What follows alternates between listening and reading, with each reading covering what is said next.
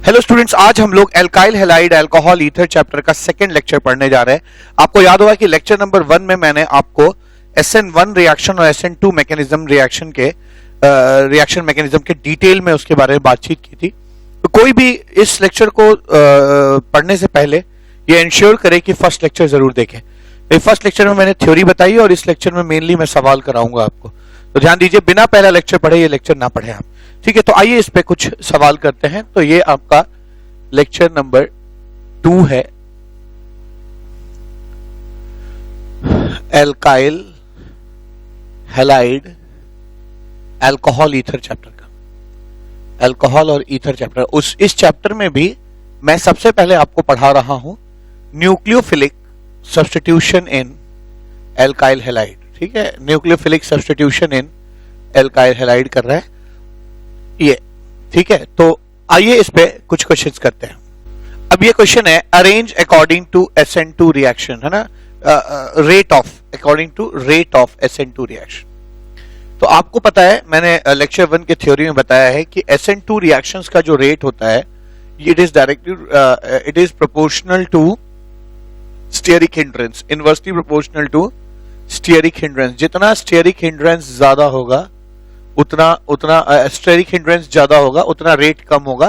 Steric hindrance of alkyl group, जो alkyl group जुड़ा होता है उसका स्टेरिक हिंड्रेंस जितना ज्यादा होगा। तो आप जानते हैं ये मिथाइल है, दिस इज मिथाइल, ये मिथाइल है, ये 1 डिग्री एल्काइल हैलाइड है, क्योंकि ये Cl जिससे जुड़ा है वो एक कार्बन जुड़ा है। ये 1 डिग्री है, ये 2 डिग्री है और ये 3 डिग्री। इनफैक्ट 3 डिग्री, जहां अल्फा कार्बन 3 डिग्री होता है वहां तो SN2 रिएक्शन होता ही नहीं है। ठीक है, तो अगर आप इसके रेट की बात करेगा तो ए का रेट सबसे ज्यादा होगा, क्योंकि इसमें स्टेरिक हिंड्रेंस या भीड़ भाड़ कम है। यहाँ भीड़ भाड़ है, यहाँ और ज्यादा भीड़ हो गई है और यहाँ पे बहुत ज्यादा भीड़ हो जाएगी। तो ABCD ये सीक्वेंस आ जाएगा। ठीक है, ऐसे क्वेश्चन अक्सर आते हैं और एग्जाम में ऑब्जेक्टिव के रूप में आएंगे। आपके पास 4 ऑप्शंस रहेंगे ABCD और पूछा जाएगा सबसे ज्यादा तेज रेट किसका है, ये आप टिक मारेंगे। सबसे लोएस्ट रेट किसका, स्लोएस्ट स्टेप रेट किसका है, ये मार देंगे। या फिर अरेंज करने के लिए भी आ सकता है और कई ऑप्शंस ABCD है ना, BCDA है ना, CDBA, ऐसे करके अलग अलग ऑप्शंस भी आ सकते हैं। तो 3 तरह के क्वेश्चंस पे बन सकते हैं, लेकिन सबका फंडा यही है कि रेट और स्टेरिक हिंड्रेंस दोनों जो है एक दूसरे के इनवर्सली प्रोपोर्शनल होंगे। अब यहां पे अगर आप देखिए तो ये अभी भी ये भी 1 डिग्री है, ये भी 1 डिग्री है और ये भी 1 डिग्री है। तब यहां क्या करेंगे, तो ऐसे केस में जहां पे स्टेरिक हिंड्रेंस सेम हो जाए वहां पे इस डेल्टा पॉजिटिव से कैलकुलेट किया कीजिए। ये डेल्टा पॉजिटिव जो है यहाँ पे, क्योंकि ये क्लोरीन इलेक्ट्रॉन खींचेगा, डेल्टा नेगेटिव आएगा। अब डेल्टा पॉजिटिव देखा करिए, जिसका डेल्टा पॉजिटिव ज्यादा होगा वहां पे न्यूक्लियोफाइल के खिंच के आने की संभावना ज्यादा होगी। ठीक है, यहां पर एक एल्काइल ग्रुप से डेल्टा पॉजिटिव थोड़ा सा घटेगा, यहां का डेल्टा पॉजिटिव और घट जाएगा, क्योंकि 2 एल्काइल ग्रुप से के स्टेरिक 2 एल्काइल ग्रुप के प्लस आई इफेक्ट की वजह से काफी घट जाएगा। ठीक है, 3 एल्काइल ग्रुप के प्लस आई इफेक्ट की वजह से ये और ज्यादा घट जाएगा, और ज्यादा घट जाएगा। तो मैं कह सकता हूं कि यहां पर सबसे फास्ट रेट जो होगा वो A का होगा, इसका डेल्टा पॉजिटिव सबसे ज्यादा है। यहां और घट गया, यहां बहुत ज्यादा घट गया, ऐसे हो जाएगा, ABC हो जाएगा। ठीक है, सेम यहां पे भी है, ये 1 डिग्री है, ये भी 1 डिग्री है और ये भी 1 डिग्री है, तो स्टेरिक हिंड्रेंस तो सेम है। अब डेल्टा पॉजिटिव देख लीजिए, NO2 के माइनस आई इफेक्ट की वजह से डेल्टा पॉजिटिव थोड़ा सा बढ़ेगा, 2 NO2 के वजह से माइनस आई के इफेक्ट से ये डेल्टा पॉजिटिव और ज्यादा बढ़ेगा, और 3 NO2 के वजह से ये है ना, वजह से ये डेल्टा पॉजिटिव और ज्यादा बढ़ जाएगा। चूंकि यहां डेल्टा पॉजिटिव सबसे ज्यादा है, ठीक है, इसलिए ये सबसे फास्ट न्यूक्लियोफिलिक सब्स्टिट्यूशन रिएक्शन बाइमॉलिक्यूलर देगा, SN2 मैकेनिज्म से सबसे फास्ट रिएक्शन देगा। ऐसे यहां पे ये 4th क्वेश्चन है। तो मैंने हर तरह के क्वेश्चन यहां पे इंक्लूड करने की कोशिश की है। अब एक क्वेश्चन ये भी है, ये क्वेश्चन तो आप ऐसे ही कर सकते हैं। कैसे, देखिए यहां पर कुछ और लगेगा। अब ये कार्बन sp3 है, ये कार्बन sp2 है और ये कार्बन sp है। तो आपको पता है कि sp3 हाइब्रिडाइज्ड ऑर्बिटल बड़े होते हैं, क्लोरीन का ऑर्बिटल, तो ये बॉन्ड लंबा होगा। sp2 ऑर्बिटल्स छोटे होते हैं, क्योंकि s कैरेक्टर ज्यादा हो गया ना, तो छोटे ऑर्बिटल का अगर कैरेक्टर ज्यादा होगा तो ऑर्बिटल हाइब्रिडाइज्ड ऑर्बिटल छोटा होगा। तो ये छोटा ऑर्बिटल होगा sp2, तो ये बॉन्ड लेंथ थोड़ी छोटी होगी, और ये बॉन्ड लेंथ sp है ना 50% s कैरेक्टर है, तो बॉन्ड लेंथ बहुत छोटा होगा, और बॉन्ड लेंथ बहुत छोटा होने की वजह से बॉन्ड एनर्जी बहुत ज्यादा होगी। तो यहां पे आप क्या कह सकते हैं कि बॉन्ड लेंथ जिसका कम होगा उसकी बॉन्ड एनर्जी ज्यादा होगी, और जिसकी बॉन्ड एनर्जी ज्यादा होगी, जैसे इसका बॉन्ड लेंथ छोटा है, अब बॉन्ड लेंथ छोटा किसका होगा, जिसका s कैरेक्टर ज्यादा होगा। जिस ऑर्बिटल का s कैरेक्टर ज्यादा होगा उसका बॉन्ड लेंथ छोटा होगा, क्योंकि s छोटा ऑर्बिटल है ना, तो अगर छोटे ऑर्बिटल का हाइब्रिडाइजेशन में परसेंटेज ज्यादा होगा तो हाइब्रिडाइज्ड ऑर्बिटल भी छोटा होगा। ठीक है, तो इसमें 50% छोटा ऑर्बिटल है, इसमें 33% है, इसमें 25% छोटा ऑर्बिटल s है। ठीक है, तो चूंकि s कैरेक्टर ज्यादा अगर है कहीं पे, बॉन्ड लेंथ कम होगा, बॉन्ड एनर्जी ज्यादा होगी, और ज्यादा बॉन्ड एनर्जी होगा तो इस बॉन्ड में को तोड़कर सब्स्टिट्यूशन करना मुश्किल होगा, तो SN रिएक्शन जो है का जो रेट होगा वो स्लो हो जाएगा। क्यों? क्योंकि बॉन्ड एनर्जी ज्यादा है तो बॉन्ड आसानी से टूटेगा नहीं, तो न्यूक्लियोफिलिक सब्स्टिट्यूशन का रेट जो है वो कम होगा। यानी मैं कह सकता हूं कि सबसे ज्यादा रेट जो है A का होगा, फिर B, फिर C हो जाए। ठीक है, यहां आ जाए। ऐसे ही ये क्वेश्चन है, ये थोड़ा सा डिफरेंट है। यहाँ पे एल्काइल हैलाइड जिस कार्बन से जुड़ा है वो डबल बॉन्डेड था, यहाँ ऐसा नहीं है। यहाँ एल्काइल हैलाइड, जहां हैलाइड जो जुड़ा हुआ है वो सब 1 डिग्री sp3 हाइब्रिडाइज कार्बन है, भी 1 डिग्री है, ये भी 1 डिग्री है, ये भी 1 डिग्री है, तो डिग्री सेम है, तो डेल्टा पॉजिटिव देख लीजिए। यहाँ पे है ना, इसके प्लस आई इफेक्ट की वजह से ये चार्ज घटेगा। यहाँ sp2 हाइब्रिडाइज्ड है, s कैरेक्टर बढ़ने से इलेक्ट्रोनेगेटिविटी बढ़ जाती है, डेल्टा पॉजिटिव थोड़ा बढ़ेगा। यहाँ sp हाइब्रिडाइज्ड है, s कैरेक्टर 50% है, तो यहाँ पर ये और ज्यादा बढ़ जाएगा। ठीक है, तो आप देख सकते हैं सबसे ज्यादा डेल्टा पॉजिटिव होने की वजह से ये सबसे फास्ट न्यूक्लियोफिलिक सब्स्टिट्यूशन देगा, यानी यहां पर सीक्वेंस जो है C, B और A हो जाएगा।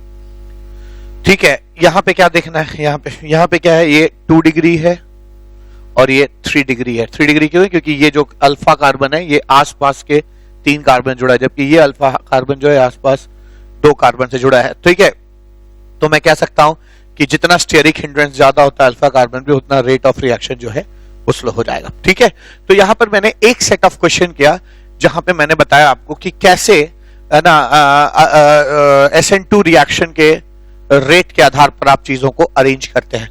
आइए अब सेम टाइप का क्वेश्चन देखते हैं, जहां मैं क्वेश्चन होगा arrange according to the rate of SN1 reaction. अब नेक्स्ट रिएक्शन है, नेक्स्ट क्वेश्चन है arrange according to SN1 reaction. SN1 reaction में आप जानते हैं कि SN1 according to the rate of SN1 reaction, फिर मैं यहां पे भूल गया। SN1 रिएक्शन का जो रेट होता है ना, वो आपको मैंने फर्स्ट लेक्चर में बताया है, rate of SN1 reaction is directly proportional to stability of carbocation. Stability of carbocation ऐसा इसलिए क्योंकि आपको याद होगा कि मैंने SN1 रिएक्शन में बताया था आपको कि कार्बोकेटायन जो है वो रिएक्शन इंटरमीडिएट बनता है, और रिएक्शन इंटरमीडिएट जितना स्टेबल होगा रिएक्शन उतना फॉरवर्ड डायरेक्शन में शिफ्टेड होगा। तो ठीक है, ये क्वेश्चन आपको मिला, आप इसमें देख लीजिए स्टेबिलिटी ये CH3 है।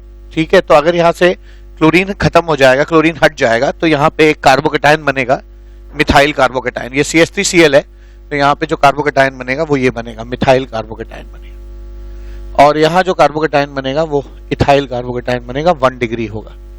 ठीक है, यहाँ पे जो कार्बोकेटायन होगा वो 2 डिग्री कार्बोकेटायन होगा, और यहाँ पे जो कार्बोकेटायन होगा वो 3 डिग्री कार्बोकेटायन। अब आपको पता है कि कार्बोकेटायन की जो स्टेबिलिटी है वो कैसे देखी जाती है, तो यहाँ पर 3 अल्फा हाइड्रोजन है, 3 अल्फा हाइड्रोजन है। ठीक है, 3 अल्फा हाइड्रोजन है। कार्बोकेटायन की स्टेबिलिटी देखते समय मैंने GOC में बहुत डिटेल में कार्बोकेटायन पे बातचीत की है कि इनकी स्टेबिलिटी कैसे निकालते हैं। 5-6 चीजें देखी जाती है। पहले देखिए कि एरोमेटिसिटी है कि नहीं, फिर देखिए कि पी डी बॉन्ड या पी बॉन्ड बन रहा है कि नहीं, उसके बाद आप रेजोनेंस देखते हैं, उसके बाद आप देखते हैं इलेक्ट्रोनेगेटिव एटम पे पॉजिटिव चार्ज अनस्टेबल होता है, 5वीं चीज हाइपर कॉन्जुगेशन देखा जाता है, और 6ठी चीज इंडक्टिव इफेक्ट देखते हैं। तो यहां पर आप देखेंगे तो यहाँ पे एरोमेटिसिटी नहीं है, पी नहीं है, रेजोनेंस नहीं है, और इलेक्ट्रोनेगेटिविटी सबकी सेम है क्योंकि सब sp3 हाइब्रिडाइज्ड कार्बन था पहले, है ना, Cl के जाने के पहले।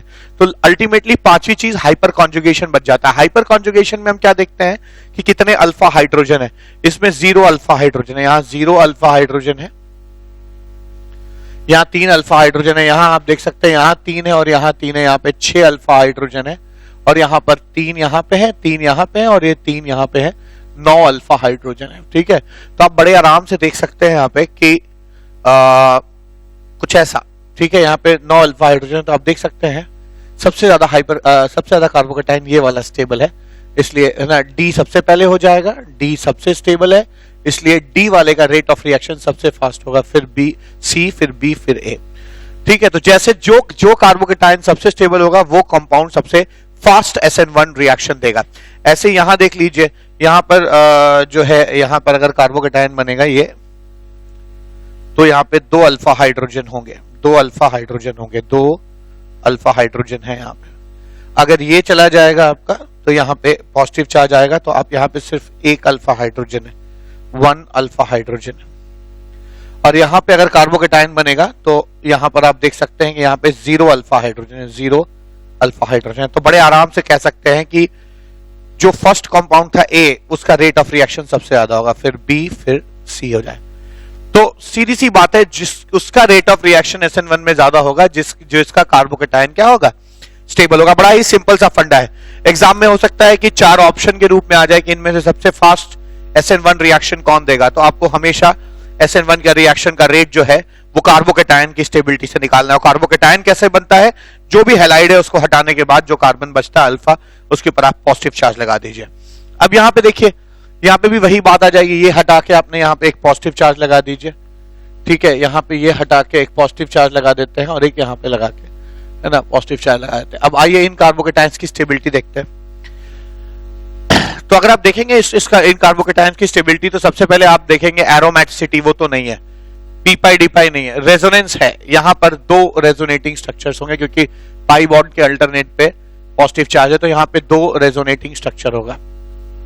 अब ये दोनों बच गए, तो मैं कह सकता हूं कि यहाँ पर ए जो है वो सबसे ज्यादा, है ना, फास्ट रिएक्शन देगा, SN1 रिएक्शन। अब बी और सी में आइए, तो एरोमेटिसिटी, पी पाई डी पाई, रेजोनेंस नहीं है, फिर इलेक्ट्रोनेगेटिव एटम पे पॉजिटिव चार्ज देखेंगे। तो यहाँ पर ये sp2 हाइब्रिडाइज था, याद रखिएगा, ये sp2 था, जबकि ये जो है वो sp3 है, ठीक है, टूटने से पहले।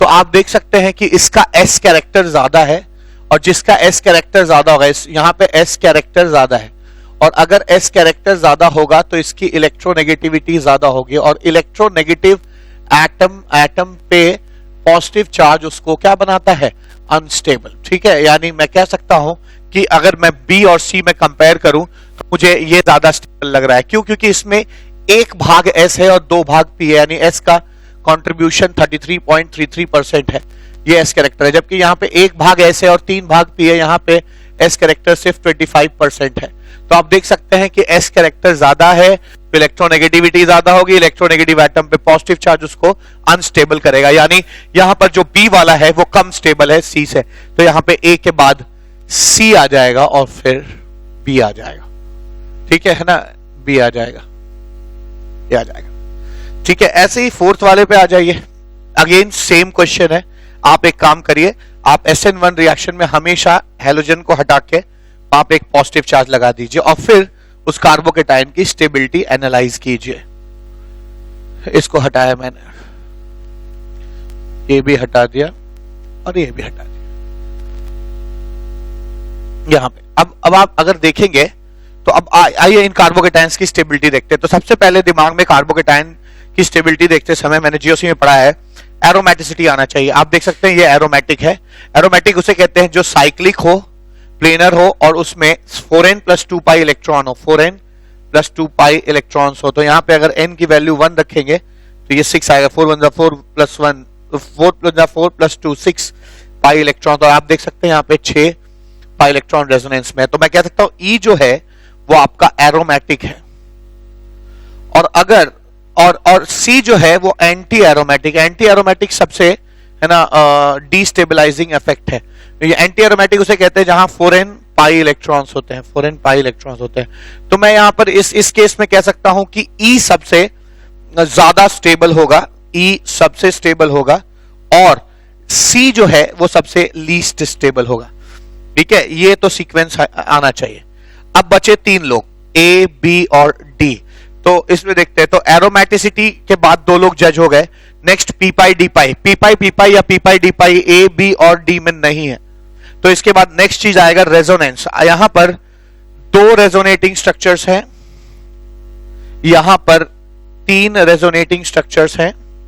रेजोनेंस के बारे में भी मैंने जीओसी में बहुत डिटेल में पढ़ा है, और यहां पर एक भी रेजोनेटिंग स्ट्रक्चर नहीं है, जीरो रेजोनेटिंग स्ट्रक्चर है। तो यहीं से ये जज हो जाएगा, सबसे स्टेबल जो है फिर बी हो जाएगा, बी के बाद ए हो जाएगा, और ए के बाद है ना डी हो जाएगा। तो अगर आप SN1 रिएक्शन के हिसाब से इसकी है ना, इस SN1 रिएक्शन के हिसाब से रेट ऑफ रिएक्शन अगर जज करना चाहें तो आप कह सकते हैं कि E वाला जो कंपाउंड है वो सबसे फास्ट SN1 रिएक्शन देगा, उसके बाद B है, फिर A है, फिर D है, और लास्टली C है। C सबसे स्लोएस्ट SN1 रिएक्शन देगा क्योंकि इसका RI जो कार्बोकेटायन बन रहा है वो उतना स्टेबल नहीं है। इसी तरह से यहां आ जाइए, यहां क्वेश्चन नंबर 5 में क्या है, यहां आपने कार्बोकेटायन बना लीजिए, इस कार्बोकेटायन यहां पे एक ये कार्बोकेटायन बन जाएगा, यहां पे ये कार्बोकेटायन बन जाएगा, और यहां पे ये। अब आप देखिए, आप देख सकते हैं कि एरोमेटिसिटी कहीं नहीं है, ये और ये तीन पाई बॉन्ड एरोमेटिसिटी में है, पॉजिटिव चार्ज एरोमेटिसिटी का पार्ट नहीं है। ठीक है, तो एरोमेटिसिटी नहीं है, पी पाई डी पाई नहीं है, या पी पाई पी पाई नहीं है, रेजोनेंस है। यहां पर दो रेजोनेटिंग स्ट्रक्चर होंगे, यहां पे दो रेजोनेटिंग स्ट्रक्चर है, यहां पर ये इसके साथ और ये इसके साथ तीन रेजोनेटिंग स्ट्रक्चर्स होंगे। ठीक है, और यहां पर भी तीन रेजोनेटिंग स्ट्रक्चर है, ये और ये मिला के तीन रेजोनेटिंग स्ट्रक्चर्स हैं, और यहां पे कोई रेजोनेटिंग स्ट्रक्चर नहीं है। तो आप बड़े ही आसानी से जज कर सकते हैं। क्या कर सकते हैं, आप कह सकते हैं कि सी जो है यहां पर वो लीस्ट स्टेबल होगा, यानी सी जो है वो लीस्ट स्टेबल होगा। अब बचा यहां तीन रेजोनेटिंग स्ट्रक्चर, यहां तीन है, यहां दो है, तो ए इसके बाद थोड़ा सा इससे ज्यादा स्टेबल है। अब बचा बी और सी में, तो याद रखिए बी और सी में नंबर ऑफ रेजोनेटिंग स्ट्रक्चर्स तो बराबर है, पर जीओसी मैंने पढ़ाया था यहां क्या है, लीनियर रेजोनेंस है, इलेक्ट्रॉन का फ्लो ऐसे होके यहां ऐसे जा रहा है, जबकि यहां क्या है, ये भी इधर जाना चाहता है और ये भी इधर जाना चाहता है। तो यहां दोनों रेजोनेंस में एक तरह से कंपटीशन है, और इस फेनोमेना को कहते हैं कॉम्पिटिटिव इनहिबिशन ऑफ रेजोनेंस। ये भी मैंने जीओसी में पढ़ाया है आपको, competitive inhibition of resonance. Competition की वजह से रेजोनेंस का इनहिबिट हो जाना, कम हो जाना। ठीक है, तो ये इनहिबिटेड है, तो यानी कि अगर मैं बी और डी में कंपेयर करूंगा तो बी में भी तीन रेजोनेटिंग स्ट्रक्चर है, डी में भी तीन रेजोनेटिंग स्ट्रक्चर है, लेकिन इसके कॉम्पिटिटिव इनहिबिशन ऑफ रेजोनेंस की वजह से इसका रेजोनेंस थोड़ा सा पुअर हो जाएगा। तो बी सबसे ज्यादा, फिर डी, फिर ए और सी आ जाएगा। तो अगर आप SN1 रिएक्शन के रेट के आधार पर अरेंज करेंगे तो आंसर आएगा बी, डी, ए और सी आ जाएगा। ऐसे यहां आइए, यहां पर ये 2 डिग्री है, ये 2 डिग्री है, और कहने को तो ये 3 डिग्री है, लेकिन ये बनेगा नहीं कभी। क्यों? क्योंकि आप जानते हैं इस कार्बन को कहते हैं ब्रिज कार्बन, और ब्रिज कार्बन कभी भी ब्रिज कार्बन कहा जाता है, और ब्रिज कार्बन कभी भी sp2 हाइब्रिडाइज नहीं हो सकता, है ना, sp2 हाइब्रिडाइज नहीं हो सकता। इसको हम लोग ब्रेडेट्स रूल कहते हैं, ब्रेडेट्स रूल कहा जाता है, और ये भी मैंने जनरल ऑर्गेनिक केमिस्ट्री में एक सवाल कराया है आपको।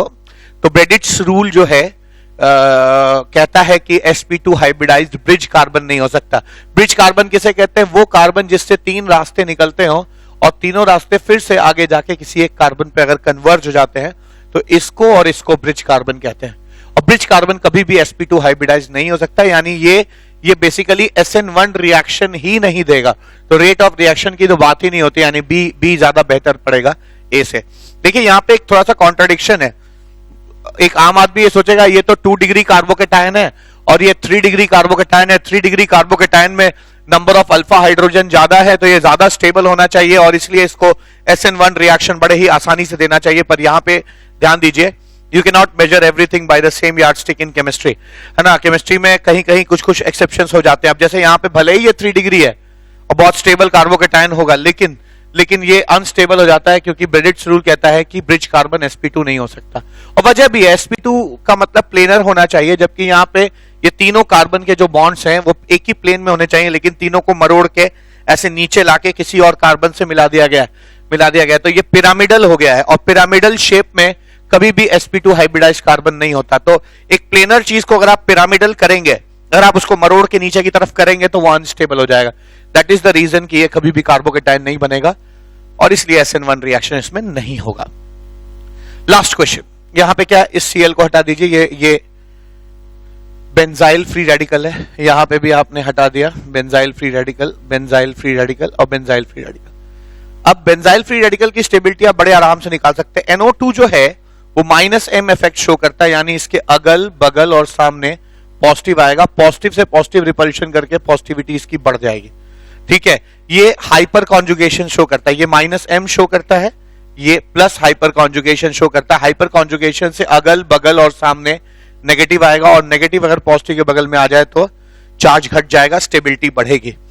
फ्लोरीन जो है वो -I इफेक्ट शो करेगा यहाँ पे, -I इफेक्ट, और -I इफेक्ट की वजह से फ्लोरीन जो है वो इलेक्ट्रॉन खींचेगा, जिससे इसका चार्ज हल्का सा बढ़ जाएगा, और चार्ज हल्का सा बढ़ने की वजह से है ना, चार्ज जो हल्का सा बढ़ेगा तो स्टेबिलिटी जो है इसकी हल्की सी घट जाएगी। ठीक है, तो यहाँ चार्ज बहुत ज्यादा बढ़ गया, स्टेबिलिटी काफी घट गई, यहाँ चार्ज थोड़ा सा बढ़ा, स्टेबिलिटी थोड़ी सी घटी, यहाँ पे चार्ज थोड़ा सा घटा, स्टेबिलिटी थोड़ी सी बढ़ गई। चार्ज कम होने से स्टेबिलिटी बढ़ती है, और OH जो है वो +m इफेक्ट शो करेगा, जिससे अगल बगल और सामने नेगेटिव चार्ज आ जाएगा, और इस नेगेटिविटी से इसकी पॉजिटिविटी बहुत कम हो जाएगी।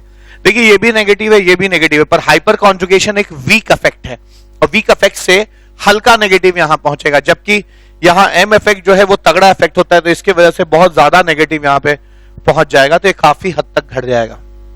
ठीक है, तो अब आप यहां पर जज कर सकते हैं, क्या कर सकते हैं जज, मैं यहां पे बता देता हूं। मैं इसका सीक्वेंस जो है बड़े आसानी से लिख सकता हूं, मैं यहां लिख रहा हूं इसका सीक्वेंस। क्या लिख सकता हूं, मैं लिख सकता हूं कि सबसे ज्यादा चार्ज इसका घटा है, यानी डी जो है वो सबसे फास्ट रिएक्शन देगा, डी सबसे फास्ट रिएक्शन देगा। उसके बाद घटने वाला ये है बी उससे थोड़ा सा स्लो होगा। ठीक है, उससे थोड़ा सा स्लो होगा। ठीक है, फिर चार्ज बढ़ रहा है तो स्टेबिलिटी घटेगी, तो यहां कम बढ़ा है तो कम अनस्टेबल होगा, ये ज्यादा अनस्टेबल होगा, तो इसके बाद फिर सी आ जाएगा स्टेबिलिटी ऑफ कार्बोकेटायन में, और सबसे लीस्ट स्टेबल ए हो जाएगा। तो ये सीक्वेंस आएगा DBCA, और अगर ये सीक्वेंस स्टेबिलिटी ऑफ कार्बोकेटायन का आया है तो SN1 रिएक्शन का भी सेम सीक्वेंस होगा। तो यहां पर हम लोगों ने दो तरह के क्वेश्चंस किए, जिसमें एक तरह का क्वेश्चन जो है वो ये था कि है ना, रेट ऑफ SN2 रिएक्शंस कैसे जज किए जाते हैं, ये मैंने बताया, और दूसरी चीज मैंने बताई SN1 रिएक्शन का रेट कैसे जज करते हैं, वो भी मैंने आपको बता दिया। ठीक है, SN1 रिएक्शन का रेट कैसे जज करते हैं वो भी बता दिया। अब तीसरी चीज क्या है कि अब मैं आपको तीसरा क्वेश्चन ऐसा कराऊंगा जिसमें एक कंपाउंड दिया रहेगा, और आपको पता लगाना होगा कि SN1 रिएक्शन से रिएक्ट करेगा कि SN2 रिएक्शन से रिएक्ट करेगा। तो इससे पहले कि मैं सवाल शुरू करूं, आप एक बार और है ना SN1 और SN2 की थ्योरी दोहरा लीजिए, क्योंकि उसकी काफी जरूरत पड़ेगी अगले क्वेश्चन में। अब एक नया तरह का क्वेश्चन जो पूछा जाता है वो क्या है कि कौन सा रिएक्शन होगा। देखिए ये क्वेश्चन पूछ भी सकते हैं, और नहीं तो ये कल को रिएक्शंस में डिसाइड करने के लिए कि रिएक्शन SN1 मैकेनिज्म से होगा कि SN2 मैकेनिज्म से होगा, इसमें आपको मदद मिलेगी। अब जैसे क्या है, ये पहले एल्काइल फ्लोराइड है, तो आप जानते हैं फ्लोराइड F- बहुत ही पुअर लिविंग ग्रुप है। ठीक है, क्योंकि एक वीक एसिड HF का कॉन्जुगेट बेस है, तो F- एक बहुत भाई वीक एसिड का कॉन्जुगेट बेस स्ट्रांग होगा, और जितना स्ट्रांग बेस होता है उतना पुअर लिविंग ग्रुप होता है। तो याद रखिए एल्काइल फ्लोराइड जो है वो SN रिएक्शन नहीं देंगे, तो यहाँ पे ना SN1 रिएक्शन होगा और ना SN2 रिएक्शन होगा, ना SN1 रिएक्शन होगा। तो यहाँ पे आप लिख सकते हैं कि alkyl fluoride don't give SN reaction because F- is a very poor living group। ठीक है, वेरी पुअर लिविंग ग्रुप होगा।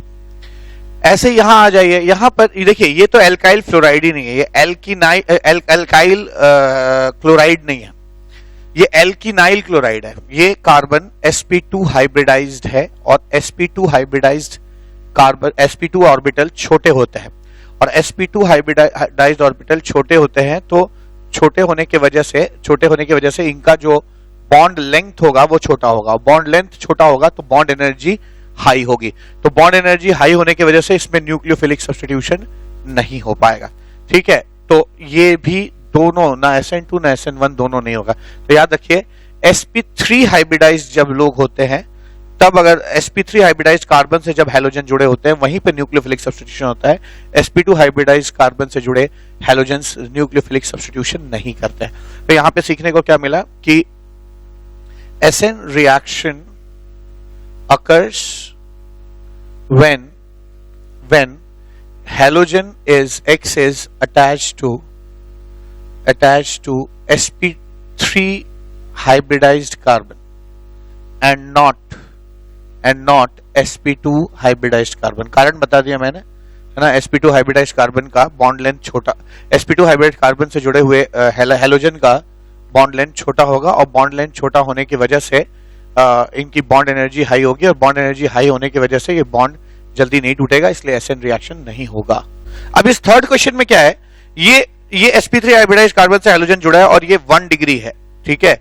1 डिग्री क्योंकि ये जो अल्फा कार्बन है एक कार्बन जुड़ा है, तो 1 डिग्री मैंने अभी थ्योरी में बताया था आपको कि SN1 रिएक्शन जो है, SN1 रिएक्शन वो 3 डिग्री और 2 डिग्री देते हैं, और SN2 रिएक्शन जो है वो मिथाइल 1 डिग्री और 2 डिग्री देते हैं। ध्यान दीजिएगा, है ना। SN2 रिएक्शन कौन लोग देते हैं, 1 डिग्री मिथाइल देते हैं, 1 डिग्री देते हैं और 2 डिग्री देते हैं, जबकि SN1 रिएक्शन 2 डिग्री और 3 डिग्री देते हैं। 2 डिग्री दोनों में कॉमन होता है, 2 डिग्री SN1 और SN2 दोनों देते हैं। तो यहां ये 1 डिग्री है तो SN2 रिएक्शन होगा क्योंकि स्टेरिक हिंड्रेंस कम है, पर SN1 रिएक्शन नहीं होगा, ठीक है ना। ये चीज आ जाएगी।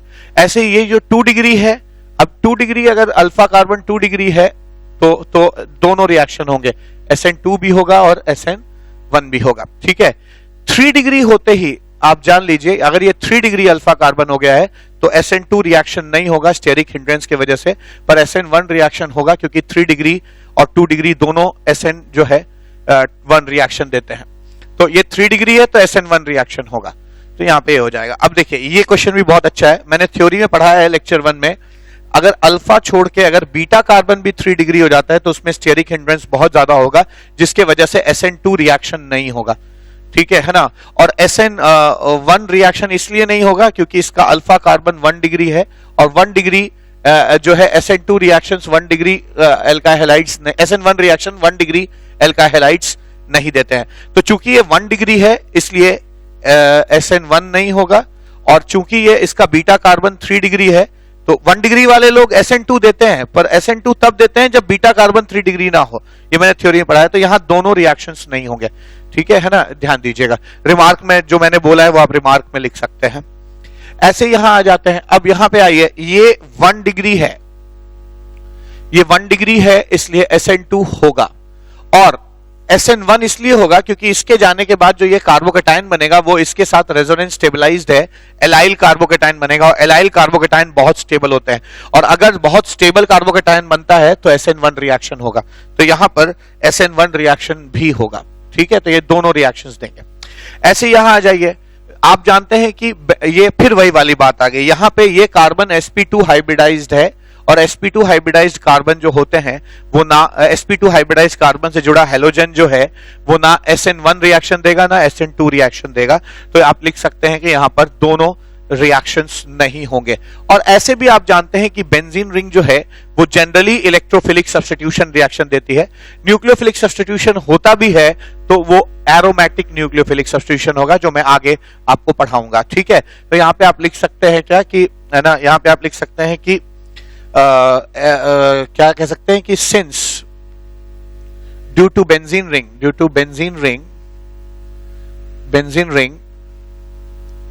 SN reaction will not take place, ठीक है। बेंजीन रिंग है, sp2 हाइब्रिडाइज्ड कार्बन से जुड़ा हैलोजन है, तो SN रिएक्शन नहीं होगा, है ना। बेंजीन जो रिंग है, बेंजीन रिंग गिव्स भविष्य बताऊंगा ARSN, तो न्यूक्लियोफिलिक सब्स्टिट्यूशन SN1 SN2 नहीं होते हैं, एक नया मैकेनिज्म होता है एरोमेटिक न्यूक्लियोफिलिक सब्स्टिट्यूशन, वो दे देगा, ठीक है। ये जो मैं भविष्य पढ़ाऊंगा। अब ये देखिए, ये अगेन 1 डिग्री है इसलिए SN2 रिएक्शन होगा, ठीक है। 1 डिग्री है इसलिए SN2 रिएक्शन होगा, और इस क्लोरीन के जाने के बाद जो यहाँ प्लस आएगा वो इस बेंजीन रिंग के साथ रेजोनेंस में होगा, और 1 डिग्री बेंजाइल कार्बोकेटाइन बहुत स्टेबल होता है, और बहुत स्टेबल अगर कार्बोकेटाइन बनेगा तो SN1 रिएक्शन हो जाएगा, ठीक है। तो यहाँ पे दोनों रिएक्शन होंगे। तो यहाँ पे हम लोगों ने 9 क्वेश्चंस किए हैं, आइए 10वां क्वेश्चन देखते हैं। अब फिर से नेक्स्ट क्वेश्चन क्या है, अब ये एक कंपाउंड है तो ये 3 डिग्री है, तो 3 डिग्री एल्काइल हैलाइड कभी भी SN2 रिएक्शन नहीं देते, तो ये नहीं होगा। और SN1 रिएक्शन 3 डिग्री देते हैं, पर इसके जाने के बाद जो यहां पॉजिटिव आएगा, तो मैंने थ्योरी में पढ़ाया है कि ये ब्रेडिट्स रूल वायलेट करेगा, क्योंकि ब्रेडिट्स रूल कहता है अगर ये Cl चला गया और यहां पे पॉजिटिव आया कार्बोकेटायन, तो आप जानते हैं इस कार्बन जिस कार्बन से 3 ब्रांचेस निकलती है और फिर जाकर तीनों एक ही जगह मैच कर जाती है, उसको हम लोग उस कार्बन को हम लोग ब्रिज कार्बन कहते हैं। और ब्रिज कार्बन जो होता है ना, वो ब्रिज कार्बन कभी भी, अब यहां पॉजिटिव आएगा तो sp2 हो जाएगा, और ब्रिज कार्बन कभी भी sp2 हाइब्रिडाइज नहीं हो सकता, इसको हम लोग ब्रेडिट्स रूल कहते हैं। तो यहां कार्बोकेटायन कभी नहीं बन पाएगा क्योंकि ब्रेडिट्स रूल वायलेट होगा, और कार्बोकेटायन नहीं बनेगा तो ये SN1 रिएक्शन नहीं देगा। तो मैं यहां पे लिख दे रहा हूं कि SN2 रिएक्शन इसलिए नहीं हुआ, SN2 इसलिए नहीं हुआ because 3 degree alkyl halide 3 degree alkyl halide don't give SN2 reaction. ठीक है, एक बात। और SN1 की जहां तक बात है, ठीक है, SN1 की जहां तक बात है, तो SN1 में अगर ब्रिज कार्बन के ऊपर अगर पॉजिटिव आएगा तो दैट विल वायलेट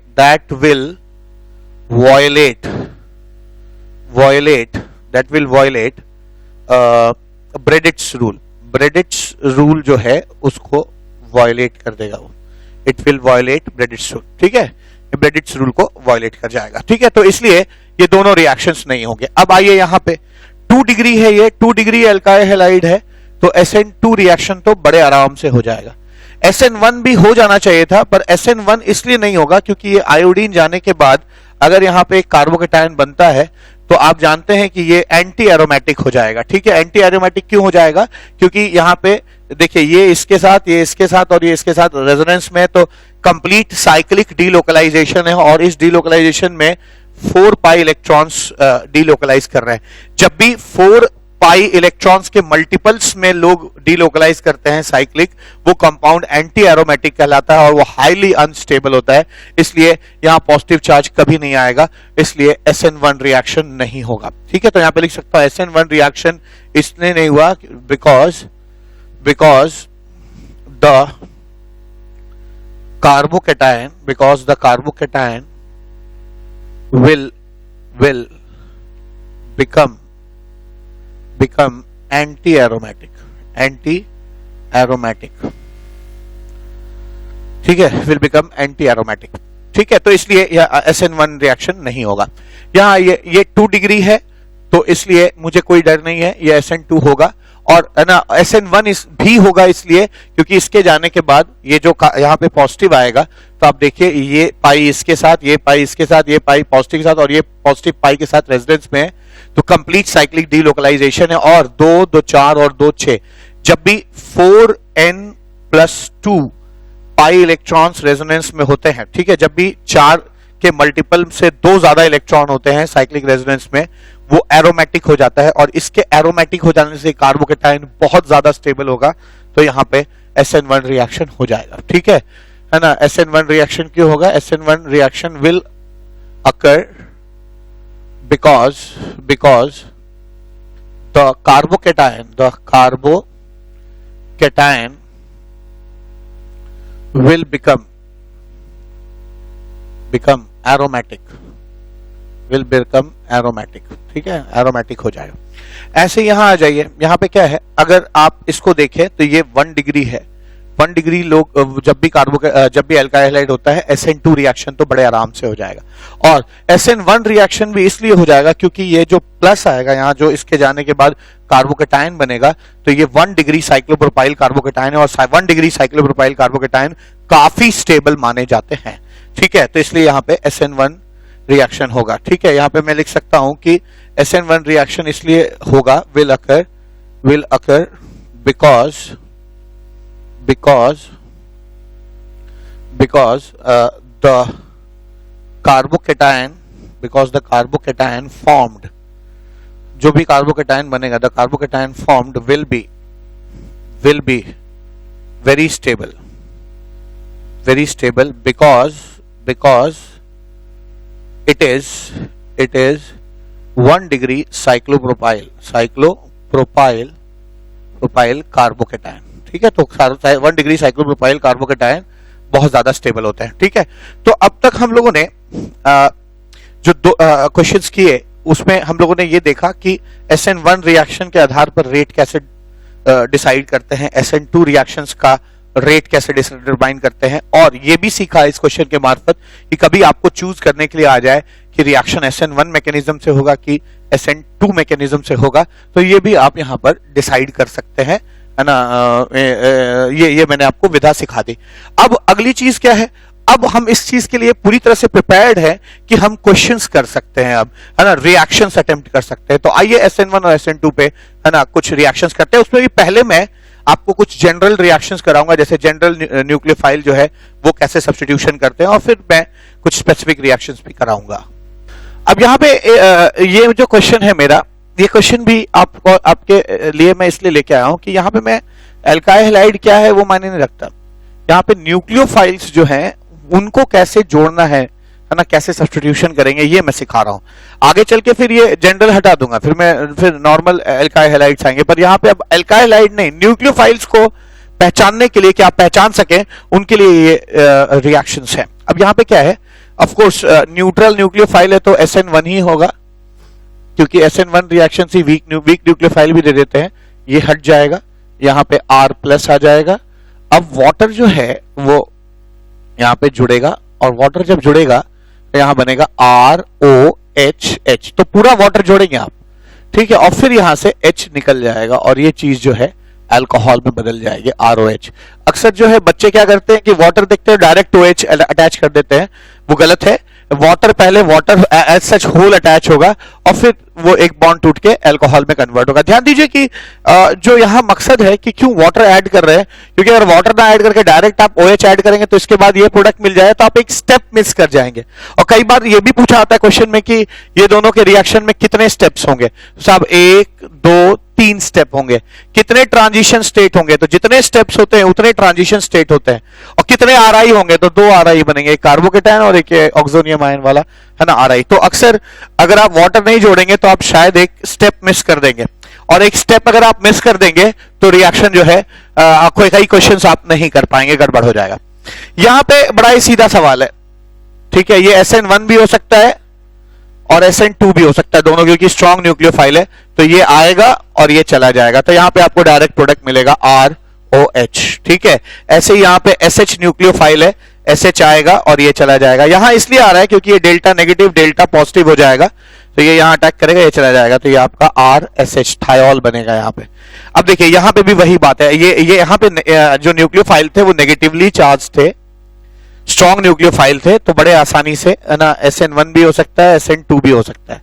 पर जहां न्यूक्लियोफाइल वीक हो जाएगा यानी न्यूट्रल हो जाएगा, वहां पर रिएक्शन जो है SN1 तरीके से ही होगा, यानी ये X जाएगा, यहां कार्बोकेटायन बनेगा, फिर इस कार्बोकेटायन पे ये न्यूक्लियोफाइल अटैक करेगा, और ये चीज जो बनेगी वो आ जाएगी RO। अब आप पूरा अल्कोहल मिथेनॉल जोड़ेंगे, यहाँ पे CH3 यहाँ पे प्लस आ जाएगा, और फिर ये H टूट जाएगा, और यहाँ पर, है ना, एक ईथर बनेगा, ROCH3 बनेगा। ठीक है, ये चीज बन जाएगी। तो ये आपने 4 रिएक्शंस मैंने दिखाए कि कौन सा न्यूक्लियर, वाटर होगा तो कैसे जुड़ेगा, कि OH- कैसे जुड़ेगा, SH कैसे जुड़ेगा, मिथेनॉल कैसे जुड़ेगा। ठीक है, 5वां क्वेश्चन क्या है, यहाँ पे ये नेगेटिव है, ये पॉजिटिव है, अगेन ये नेगेटिवली चार्ज है, ये आएगा और ये चला जाएगा, ये डायरेक्ट आपका एक स्टेप में OCH3 बन जाएगा। अगर ये SN2 रिएक्शन है और SN1 रिएक्शन होगा तो पहले कार्बोकेटायन बनेगा, फिर वो जुड़ेगा। यहां पे क्या है, साइनाइड है, साइनाइड के यहां अटैक करने से ये बॉन्ड टूट जाएगा, और यहां पे क्या बनेगा, RCN बन जाएगा, ऐसा। यहां क्या होगा, यहां पर Ag+ जो है और साथ साथ Cn- है, तो आप जानते हैं सिल्वर जो है उसका स्यूडो इनर्ट गैस कॉन्फ़िगरेशन है, साइज में बहुत छोटा होता है। इसको मैंने केमिकल बॉन्डिंग में फजांस रूल में बताया है कि ये स्यूडो इनर्ट गैस कॉन्फ़िगरेशन है। स्यूडो इनर्ट गैस कॉन्फ़िगरेशन वाले आयंस जो हैं उनकी पोलराइजिंग पावर बहुत ज्यादा होती है। तो केमिकल बॉन्डिंग में आप लेक्चर नंबर 2 या 3 में या 3rd लेक्चर में आप पढ़ सकते हैं इसको।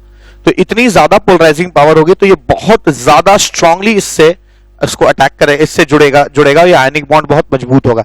तो जब भी AgCN होता है तो तो C माइनस की तरफ से ना जुड़ के N की तरफ से जुड़ता है, क्योंकि ये भी एक न्यूक्लियोफाइल है, तो इस तरफ से चीजें जुड़ेंगी। तो क्या होगा, यहाँ पे ये चला जाएगा, चूंकि N की तरफ से जुड़ना है तो ये चला जाएगा, यहाँ पे कार्बोकेटायन बनेगा और इस कार्बोकेटायन पे ये N की साइड से अटैक करेगा। ठीक है, N की साइड से अटैक करेगा और यहां पर आपको RNC मिलेगा। ध्यान दीजिएगा, RNC मिलेगा। तो याद रखिए, अगर पोटेशियम होता है तब तो ये C की तरफ से जुड़ेगा, अगर AgCN मिलता है कभी भी रिएक्शन में तो याद रखिएगा नाइट्रोजन की तरफ से चीजें जुड़ेंगी, ये साइनाइड बनेगा और ये क्या आपका आइसोसाइनाइड बनेगा। यहाँ पे ये जो है वो साइनाइड बनेगा, नाइट्राइल भी कहते हैं इसको, है ना, नाइट्राइल भी कहते हैं, और इसको ये जो है आइसोसाइनाइड बनेगा। ठीक है, आइसोनाइट्राइल बन जाएगा। ऐसे ही यहां पे क्या है, ये भी बहुत अच्छा क्वेश्चन है। अब KNO2 है और फिर यहां पर जो है AgNO2 है, तो बिल्कुल वैसा ही सवाल है। ठीक है, ध्यान देंगे यहां KNO2 कैसा होगा, तो NO2 का स्ट्रक्चर होता है N double bond O minus K plus, ऐसा। तो खैर यहां पे इतना अच्छा पोलराइजेशन नहीं होगा, तो ये नेगेटिव चार्ज की तरफ से जुड़ जाएगा। ये तो क्या बनेगा, RONO ऐसे बन जाएगा। ठीक है ना, RONO बनेगा। लेकिन जब भी ये सिल्वर से अटैच होगा तो फिर वही बात आ जाएगी, Ag plus O N double bond O। अब यहाँ पे जो नेगेटिव है इनके बीच में बहुत तगड़ा अट्रैक्टिव फोर्स होगा, तो ये इस O माइनस की तरफ से तो नहीं जुड़ सकता, तो ये N की तरफ से जुड़ेगा और N की तरफ से जुड़ेगा तो ये बनेगा RNO2। ठीक है, तो फर्क है RONO, जब भी KNO2 होगा तो ONO बनेगा। ठीक है, नाइट्रीटो, जबकि यहां जो N की तरफ से जुड़ेगा तो ये नाइट्रो बनेगा। ध्यान दीजिएगा। ऐसे ही ये सोडियम अजाइड है। अजाइड कैसा होता है, Na plus N single bond N triple bond N, यहां प्लस और यहां -2, तो इसके ऊपर ऑलरेडी -2 है, ये जब जुड़ेगा इससे तो एक माइनस कम हो जाएगा, ये क्या बन जाएगा, RNN ट्रिपल बॉन्ड N, ये बनता है। ठीक है, किताबों में डायरेक्ट RN3 लिख देते हैं यहाँ, लेकिन यहाँ प्लस है, यहाँ माइनस। मैंने एक्सप्लेन कर दिया कि न्यूट्रल क्यों हो जाता है, यहाँ -2 है, तो ये -2 जो है इससे जब जुड़ेगा तो एक माइनस कम हो जाएगा, तो एक माइनस एक प्लस, तो ये चीज जो है फाइनली अल्काइल अजाइड में चेंज हो जाएगी, इसको अजाइड आयन कहेंगे। ठीक है ना, तो ये सोडियम अजाइड कहते हैं इसे सोडियम अजाइड कहते हैं। तो यहाँ अजाइड जो है वो न्यूक्लियोफाइल की तरह एक्ट करेगा। ऐसे यहाँ पे आप देख सकते हैं अमोनिया है, अमोनिया जो है वो न्यूट्रल है, तो जरूर ये SN1 रिएक्शन होगा, पहले ये चला जाएगा और यहाँ पे एक कार्बोकेटायन बनेगा और फिर अमोनिया जो है न्यूक्लियोफाइल की तरह, न्यूट्रल न्यूक्लियोफाइल है, वीक है, इसलिए रिएक्शन SN1 होगा, यहाँ जुड़ेगा और क्या बन जाएगा यहाँ पे RNHH प्लस और फिर ये बॉन्ड ऐसे टूट जाएगा और ये चीज क्या बन जाएगी, RNH2 बन जाएगा। ठीक है, RNH2 बन जाएगा। ठीक है, तो अमोनिया जब भी अल्काइल हैलाइड से रिएक्ट करेगा और SN1 रिएक्शन होगा तो वहां पे 1 डिग्री आपको अमीन मिलेगा। ये भी बहुत अच्छा क्वेश्चन है। ये H2SO4 से है, H2SO4 ऐसा होता है, S double bond O OH OH। ठीक है, इसमें एक H हटा के यहाँ है ना नेगेटिव चार्ज है और यहाँ पे सोडियम है। ठीक है, तो ये चीज जो है ये नेगेटिव चार्ज जो O पे है इसी तरफ से अटैक करेगा और ये क्या बनेगा, RO SO3H SO3H। ठीक है, ये बन जाएगा। तो अब मैं यहाँ पे मैंने 12 क्वेश्चन कराए हैं और हर क्वेश्चन में एक नया न्यूक्लियोफाइल था जो कैसे अल्काइल हैलाइड से जुड़ने पर क्या बनेगा ये बताया। अभी भी मेरे पास 4-5 क्वेश्चन और हैं, आइए उनको देखते हैं। अब 13 क्वेश्चन क्या है यहाँ पे, Ag2O मॉइस्ट। मॉइस्ट का मतलब ये होता है कि Ag2O, देखिए Ag2O ड्राई और मॉइस्ट दोनों मिलेंगे, ये भी न्यूक्लियोफाइल होते हैं। Ag2O मॉइस्ट मतलब वाटर इसमें है और दोनों मिलकर जो है AgOH बनाएंगे। ठीक है, 2 मोल ऑफ कोर्स। तो यहाँ जो Ag2O मॉइस्ट का मतलब OH माइनस आपका न्यूक्लियोफाइल हो जाएगा और ये चीज आपकी अटैक करेगी और रिलीव कर जाएगा। तो यहाँ पे आपको अल्कोहल मिलेगा ROH प्लस वॉटेवर। ठीक है, जो भी है AgX वगैरह जो भी मिल जाए। लेकिन Ag2O ड्राई अगर होगा तो ड्राई का मतलब यहाँ पर जो न्यूक्लियोफाइल है वो ऑक्साइड है, O2 माइनस है। ठीक है, O2 माइनस न्यूक्लियोफाइल है और ये न्यूक्लियोफाइल जो है जब यहाँ अटैक करेगा, ठीक है ना, जब यहाँ अटैक करेगा तो एक 2 माइनस है ना, तो एक जुड़ जाएगा अगर ये, तो ये RO माइनस हो जाएगा। ठीक है, RO माइनस हो जाएगा ये। समझिएगा, ये न्यूक्लियोफाइल अगर आएगा तो एक दो नेगेटिव है ना, एक बॉन्ड बनाने पे एक नेगेटिव कम हो जाएगा, आरओ माइनस हुआ, फिर से ये एक नए एल्काइल हैलाइड पे अटैक करेगा, फिर से ये एक नए एल्काइल हैलाइड पे अटैक करेगा, और ये चीज जो है आपकी आर ओ आर, ठीक है, ऐसे हो जाएगी, हैलाइड पे अटैक करेगा, ये टूट जाएगा, ईथर बनेगा, ठीक है। तो यहाँ पर Ag2O मॉइस्ट जो है वो उससे अल्कोहल बनता है, जबकि Ag2O ड्राई को एल्काइल हैलाइड से ट्रीट करेंगे तो आपको यहाँ पर ईथर मिलेगा। ऐसे यहाँ क्या हो जाएगा, इसको हटाइए, ठीक है, इसको हटाइए, है ना, ये कार्बोकेटायन बनेगा क्योंकि न्यूट्रल है, तो पहले R प्लस बनेगा, R प्लस, और फिर ये 1 डिग्री अमीन जो है वो न्यूक्लियोफाइल की तरह यहाँ पे अटैक करेगा, और क्या मिलेगा आपको, R N H H R dash, और यहाँ पे एक प्लस साइन मिलेगा, फिर ये हाइड्रोजन जो है ऐसे टूट जाएगा, और यहाँ पे आपको बेसिकली एक 2 डिग्री अमीन मिल जाएगा, R N H R dash, ठीक है। तो ये जो क्वेश्चन मैं करा रहा हूं, इन सब क्वेश्चंस का मतलब यही है कि देखिए इसमें एल्काइल हैलाइड में कोई वेरिएशन नहीं है। मैं यहाँ दिखाना चाहता हूं कि आप अगर एरो पे Ag2O मॉइस्ट लिखा है तो आप इसका मतलब क्या न्यूक्लियोफाइल आपको समझना चाहिए, Ag2O ड्राई लिखा है तो इसका मतलब कौन सा न्यूक्लियोफाइल यहाँ पे होगा। तो बेसिकली ये जो ड्रिल है ये बेसिकली आपको इलेक्ट्रोफाइल पहचानने के लिए है। ऐसे यहाँ हो जाएगा, यहाँ क्या होगा, ये भी न्यूट्रल, ये भी न्यूट्रल, पक्का SN1 रिएक्शन है, ये हटेगा, पहले ये कार्बोकेटायन बनेगा और फिर ये चीज के ऊपर अटैक कर देगी, क्या बन जाएगा, R N H R dash ऐसा बता, और यहाँ पे प्लस आ जाएगा और ये बॉन्ड फिर ऐसे टूट जाएगा, तो यहाँ पे आपको मिलेगा R N R डैश, ठीक है, ये मिल जाएगा, 3 डिग्री अमीन मिल जाएगा। ऐसे यहाँ पे क्या होगा, यहाँ पे भी ऐसा ही कुछ हो जाएगा, ये चला जाएगा, यहाँ पे प्लस आएगा, और ये जो प्लस होगा उससे ये 3 डिग्री अमीन जो है वो जुड़ जाएगा ऐसे, और आपका ये बनेगा R N R डैश, ठीक है, ऐसे बन जाएगा, और यहाँ पे एक प्लस आ जाएगा, ठीक है। और ये जो X माइनस यहाँ से अलग हुआ था, ये X माइनस इसी के साथ आ जाए, ठीक है, तो बेसिकली ऐसा दिखेगा, ठीक है। ये इस चीज को, जो ये कैटायनिक पार्ट है और एनायनिक पार्ट है, इसको क्वाटनरी अमोनियम सॉल्ट कहते हैं, ठीक है।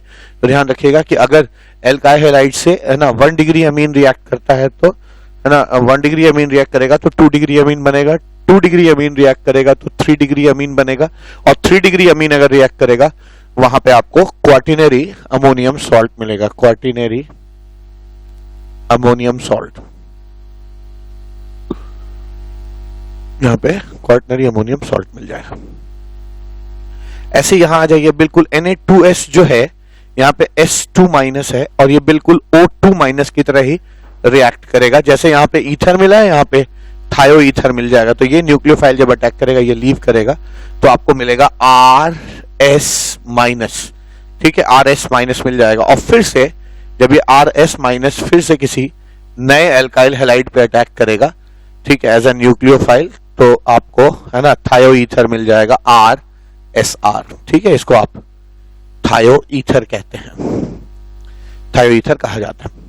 इसी तरह इस पर यहाँ आ जाइए, है ना, यहाँ फिनॉल है, ये जाएगा, यहाँ पे प्लस आ जाएगा, R प्लस, और फिर ये जो लोन पेयर है ये इस पे अटैक करेगा, तो क्या मिलेगा आपको, ROH PH प्लस, और फिर ये हाइड्रोजन ऐसे टूट जाएगा, तो क्या मिलेगा, ROPH, ठीक है, ये चीज मिल जाएगी। तो यहाँ पे मैंने जो ये क्वेश्चन था वो इसलिए कराया ताकि आप न्यूक्लियोफाइल पहचानना सीखे। अब हम लोग लगभग तैयार है कि न्यूक्लियोफिलिक सब्स्टिट्यूशन पे, जो कि एल्काइल हैलाइड के लिए हम लोग पढ़ रहे हैं यहाँ पर, उसके जनरलाइज क्वेश्चंस कर सके। तो आइए अगला क्वेश्चन करते हैं। अब इस क्वेश्चन में क्या है, देखिए यहाँ पर ग्रिग्नार्ड है, और ग्रिग्नार्ड एक न्यूक्लियोफाइल का सोर्स होता है, ठीक है, आपको पढ़ाया मैंने ग्रिग्नार्ड चैप्टर में बहुत डिटेल में। तो बहुत सिंपल है, ये 1 डिग्री है, 1 डिग्री है तो SN2 ही होगा, ठीक है, और SN2 भी होगा, और यहाँ पर अटैक होगा, ये डेल्टा पॉजिटिव सेंटर जो है यहाँ पे अटैक करेगा ये, और ये चीज ऐसे लीव कर जाएगी, तो यहाँ पे क्या बनेगा, CH3 CH2 और वो CH3, मुझे लगता है कि ये चीज बननी चाहिए। ये इथाइल है, इथाइल जो है, इथाइल भी अटैक करेगा, सेम इसी पोजीशन पे ये चला जाएगा, यहाँ पे इथाइल अगर जुड़ेगा तो ऐसा हो जाएगा, क्योंकि ये गिलमैन है और गिलमैन भी R माइनस का सोर्स होता है, ये भी मैंने ग्रिग्नार्ड चैप्टर में बताया था। और ये फ्रैंकलैंड रिएजेंट है, ये भी है ना R माइनस का सोर्स होता है, और ये भी यहाँ अटैक करेगा और ये चीज यहाँ पे लीव कर जाएगी, तो इथाइल बन जाएगा ऐसे। ठीक है, तो बहुत ही सिंपल है, सारे SN2 रिएक्शन है, क्योंकि 1 डिग्री एल्काइल हैलाइड SN2 ही रिएक्शन देते हैं। ठीक है, यहां पे देखिए ये क्वेश्चन जो है ये भी बहुत अच्छा क्वेश्चन है। आप जानते हैं कि टर्मिनल हाइड्रोजन जो एल्काइन का होता है वो एसिडिक होता है, और जब भी सोडियम से रिएक्ट किया जाता है, उसे सोडियम से जब भी रिएक्ट होता है तो सोडियम जो है उस हाइड्रोजन को रिप्लेस कर देता है। कैसे, ये बात मैंने GOC में पढ़ाई है, लेक्चर नंबर 23 में, 23 या 22 में पढ़ाई है, आप ध्यान देंगे वहां पे ये हो जाएगा। मैं इसको ऐसे बोल्ड लाइन नोटेशन में नहीं लिख के ऐसे लिख रहा हूं ताकि आपको समझ में आए। CH3 CH2 C triple bond C minus और Na प्लस बन जाएगा ये। ठीक है, और साथ में हाइड्रोजन गैस रिलीज हो जाएगी, साथ में हाफ हाइड्रोजन गैस रिलीज हो जाएगी। ये अक्सर जो है टर्मिनल का एसिडिक हाइड्रोजन या कहीं भी एसिडिक हाइड्रोजन अगर होता है तो सोडियम उसको रिप्लेस करता है और हाइड्रोजन गैस बनती है।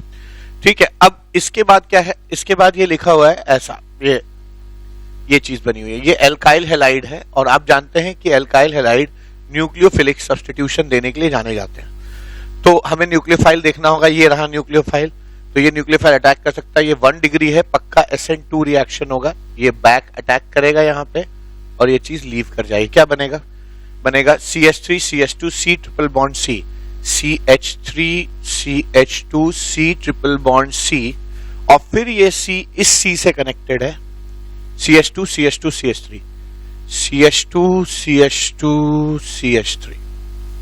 ठीक है, ये बन जाएगा CH2 CH3 बन जाएगा। तो ये आपका फाइनली जो है ना चीजें बन जाएंगी। यहाँ पे भी देखिए, यहाँ पे भी मुझे लगता है कि ये कार्बन सिर्फ एक कार्बन जड़ा हुआ है, तो ये 1 डिग्री है, तो पक्का है कि SN2 होगा। SN2 में बैक अटैक होता है। अब देखिए यहाँ पे ये फिशर प्रोजेक्शन फॉर्मूला है, यहाँ पे ये एक्सपेक्टेड है कि देखिए नॉर्मल केसेस में तो आप रिटेंशन हो रहा है या इन्वर्जन हो रहा है ये सब मायने नहीं रखता, पर जब भी कभी प्रोजेक्शन फॉर्मूला दिया हो तो वहां पे ये एक्सपेक्टेड है कि आप बताइए कि प्रोडक्ट का जो ऑप्टिकल नेचर होगा वो कैसा होगा। अब ये एक फिशर प्रोजेक्शन फॉर्मूला है, और इस फिशर प्रोजेक्शन फॉर्मूले में आपको बताना है, तो आपको मालूम है SN2 रिएक्शन में मैंने लेक्चर 1 में पढ़ाया है, SN2 रिएक्शन में प्रोडक्ट इन्वर्टेड होता है, वॉल्डेन इन्वर्जन होता है, जबकि SN1 रिएक्शन में दोनों प्रोडक्ट बराबर बराबर बनते हैं, इन्वर्टेड प्रोडक्ट भी और है ना रिटेंटेड प्रोडक्ट भी दोनों बराबर बनते हैं। तो यहाँ पे ये बैक अटैक होगा, ये लीव करेगा और इन्वर्जन हो जाएगा। इन्वर्जन हो जाएगा मतलब ये Me इधर आ जाएगा, तो ऐसा हो जाएगा CN, H और D वही रहेंगे। मैंने ये NC पढ़ने की भूल ना करें, ये CN है क्योंकि कार्बन की तरफ से अटैच्ड है, तो इसलिए मैंने ऐसे लिखा है, CN है ये।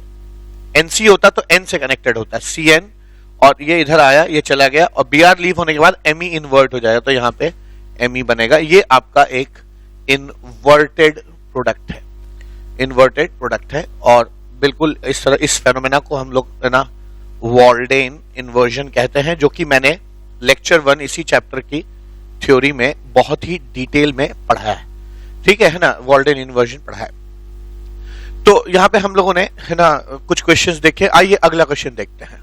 अब ये क्वेश्चन भी अगेन पिछले क्वेश्चन की तरह ही आपकी ऑप्टिकल नेचर को टेस्ट करेगा यहाँ पे। तो आप देख सकते हैं कि यहाँ पर दिया हुआ है पहले से ही मैकेनिज्म की SN2 है, तो याद रखिए कि ये 2 डिग्री है, तो SN2 भी दे सकता है और SN1 भी दे सकता है।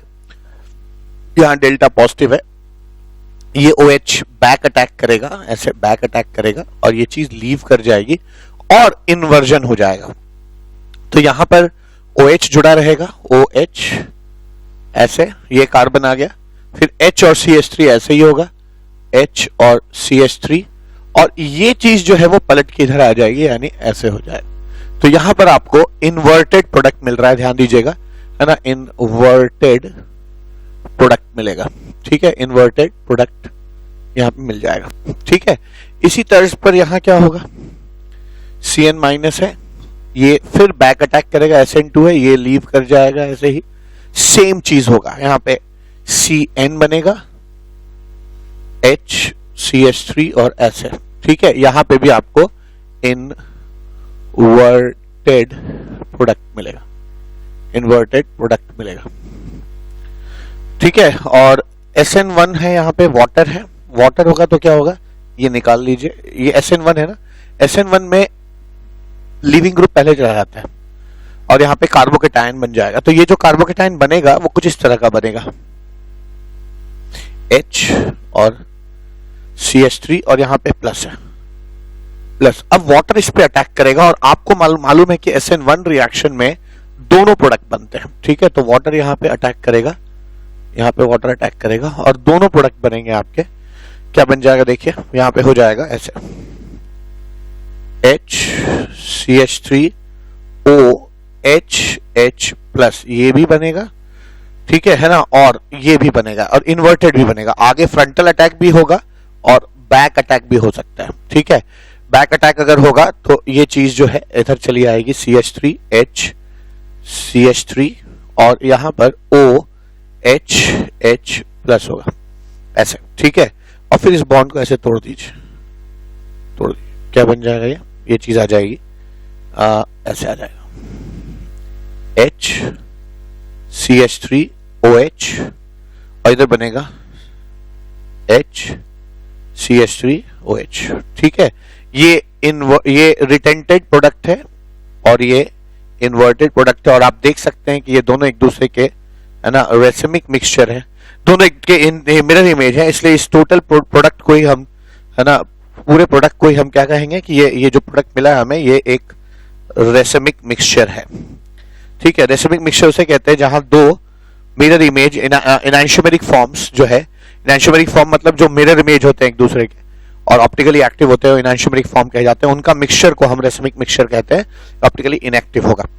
ठीक है, तो यहाँ दो प्रोडक्ट बना है ना, एक फर्स्ट अगर इसे कहेंगे तो फर्स्ट ये है और सेकंड बैक अटैक को कहेंगे तो ये सेकंड आपका प्रोडक्ट बना। ठीक है, ऐसे ही यहाँ एक और रिएक्शन है जिसपे यहाँ जगह नहीं बची है तो मैं इसको यहाँ बता रहा हूँ। ठीक है, तो क्या सीखा हमने यहाँ पे भी जो ये एल्काइल हैलाइड है, ये भी बिल्कुल इसी तरह से ये Br चला जाएगा क्योंकि SN1 रिएक्शन हो रहा है और MEOH यानी CH3OH इस पे अटैक करेगा तो Br चला जाएगा, यहाँ कार्बोकेटायन बनेगा। ये कार्बोकेटायन मैं यहाँ बना रहा हूँ, ये कार्बोकेटायन ऐसा कुछ बन जाएगा, ये कार्बोकेटायन ऐसे CH3 प्लस आ जाएगा। अब होगा क्या, यहाँ दो बातें हो सकती हैं, यहाँ पर मिथेनॉल है ना, CH3OH है। ठीक है, तो CH3OH जो है वो फ्रंटल अटैक करेगा अगर 1, इसको मैं 1 कह रहा हूं, तो ये प्रोडक्ट बनेगा HCH3OCH3H प्लस, ऐसे बनेगा। और अगर ये बैक अटैक करेगा, ठीक है, बैक अटैक करेगा जिसको मैं सेकंड केस कह रहा हूं, तो बैक अटैक करने पर ये इन्वर्ट हो जाएगा, तो ये कुछ ऐसा दिखेगा, ऐसे HCH3 या सिर्फ CH3 के लिए एक लकीर खींचना काफी है, एक लाइन खींच दी हमने, OCH3H प्लस ऐसे, और फिर जो है ये चला जाएगा और ये भी चला जाएगा और आपको जो मिलेगा वो कुछ इस तरह का मिलेगा। अगर फर्स्ट वाला केस आप कहते हैं इसको फर्स्ट, अगर फर्स्ट वाला केस जो मैं इसे कह रहा हूं वो फर्स्ट है, ये सेकंड है, तो फर्स्ट वाला ऐसा दिखेगा, CH3 ऐसे HCH3OCH3 ऐसा दिखा, ईथर बन जाए। और अगर आप सेकंड केस की बात करेगा, ये वाला सेकंड केस, तो सेकंड केस ऐसा दिखेगा, HCH3OCH3। आप देख सकते हैं अगर आप इसको इसके सामने रखेंगे, ठीक है, इसको अगर इसके सामने रखेंगे तो दोनों एक दूसरे के मिरर इमेज होंगे। ये जो प्रोडक्ट मिला है हमें, ये एक रेसिमिक मिक्सचर है। ठीक है, रेसिमिक मिक्सचर है। और अगर आप देखिए, अगर ओरिजिनल क्वेश्चन आपके साथ है कि यहीं पे Br लगा हुआ था, ठीक है, तो यानी कि जहां Br लगा था वहीं पे अगर OCH3 लग जाता है तो इसको रिटेंटेड प्रोडक्ट कहते हैं, और जहां Br लगा था वहां ये वाला ग्रुप पलट कर चला जाए और दूसरी जगह OCH3 या न्यूक्लियोफाइल लगे तो इसको हम लोग इन्वर्टेड प्रोडक्ट कहते हैं। ठीक है, तो ये क्वेश्चंस जो हैं वो बेसिकली आपको दिखा रहे हैं कि अब जो क्वेश्चंस मैं करा रहा हूं वो बेसिकली आपको, ये खास तौर से ये जो सेक्शन ऑफ क्वेश्चन है, 2-3 क्वेश्चन जो करा रहा हूं, ये बेसिकली आपको सिखाते हैं कि कैसे ऑप्टिकल नेचर ऑफ एल्कीन जो है वो गवर्न होता है, optical nature of nucleophilic substitution जो होता है अल्काइल हैलाइड का वो गवर्न होता है। ठीक है, आपको पता है कि SN2 रिएक्शंस में हमेशा इन्वर्टेड प्रोडक्ट बनते हैं, जबकि SN1 रिएक्शन में दोनों प्रोडक्ट बनते हैं, इन्वर्टेड प्रोडक्ट भी और रिटेंटेड प्रोडक्ट भी। एक लास्ट क्वेश्चन ऑप्टिकल नेचर पे है, फिर हम लोग जनरल क्वेश्चंस करेंगे। अगर आपको ये दिया, अब इसका क्या मतलब होता है? इसका ये मतलब होता है कि Cl ऊपर है और H नीचे है। ठीक है, आप ऐसे समझ सकते हैं, अगर इसको कुछ लोग नहीं समझ रहे हैं तो ऐसे समझें कि ऐसा कुछ है, ऐसा है, Cl ऊपर है और H नीचे है और यहाँ पाई बॉन्ड है, ऑफ कोर्स एक कायरल भी है। तो जब SN2 रिएक्शन होता है तो बैक अटैक होता है, बैक अटैक। ठीक है, तो यहाँ पे Cl के बैक से अटैक होगा, यानी अगर इस तरह से देखोगे तो OH यहाँ OH माइनस यहाँ से अटैक करेगा और ये चीज लीव कर जाएगी और ये H इन्वर्ट होके ऊपर चला जाएगा और OH कहाँ आ जाएगा? नीचे आ जाएगा। ठीक है, तो इसका जब प्रोडक्ट लिखेंगे आप तो वैसे ही लिखेंगे, आप ऐसे भी लिख सकते हैं।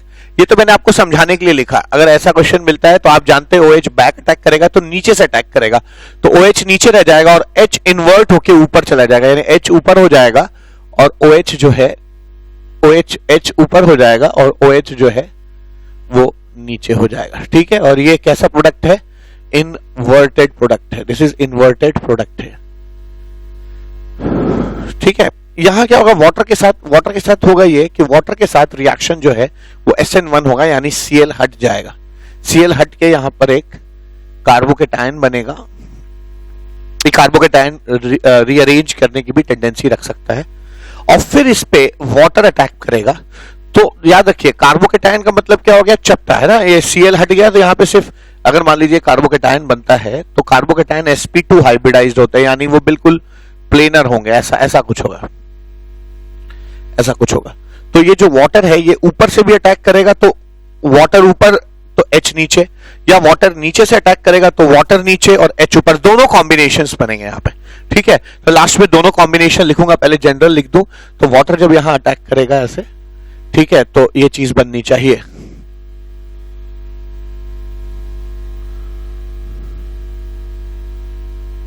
और ये चीज ऐसे जुड़ जाएगी और यहां पर। ठीक है, अब यहां पे आपको दो प्रोडक्ट मिलेंगे। क्या? यहां दो प्रोडक्ट मिलेंगे। एक्चुअली ये मिला है OH। ठीक है, ये ऐसे चले जाने के बाद ये OH मिलेगा, पर ये OH अपने आप में अकेला नहीं होगा, यहां दो कॉम्बिनेशंस होंगे। ठीक है, यहां पे OH के दो कॉम्बिनेशंस हो जाएंगे, एक इन्वर्टेड और एक रिटेंटेड। तो SN1 रिएक्शन में ना दोनों कॉम्बिनेशंस एग्जिस्ट करते हैं।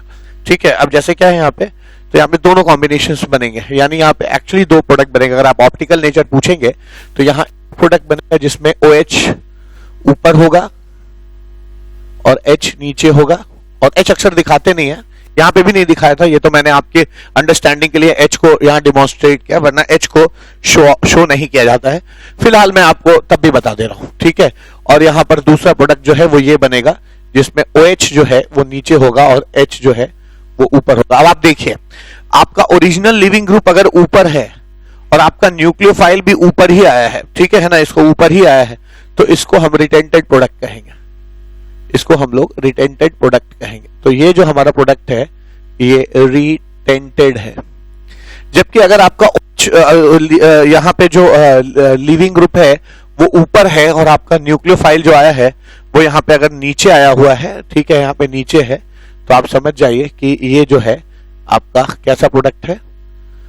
इन्वर्टेड प्रोडक्ट है। ठीक है, ये आपका इन्वर्टेड प्रोडक्ट है।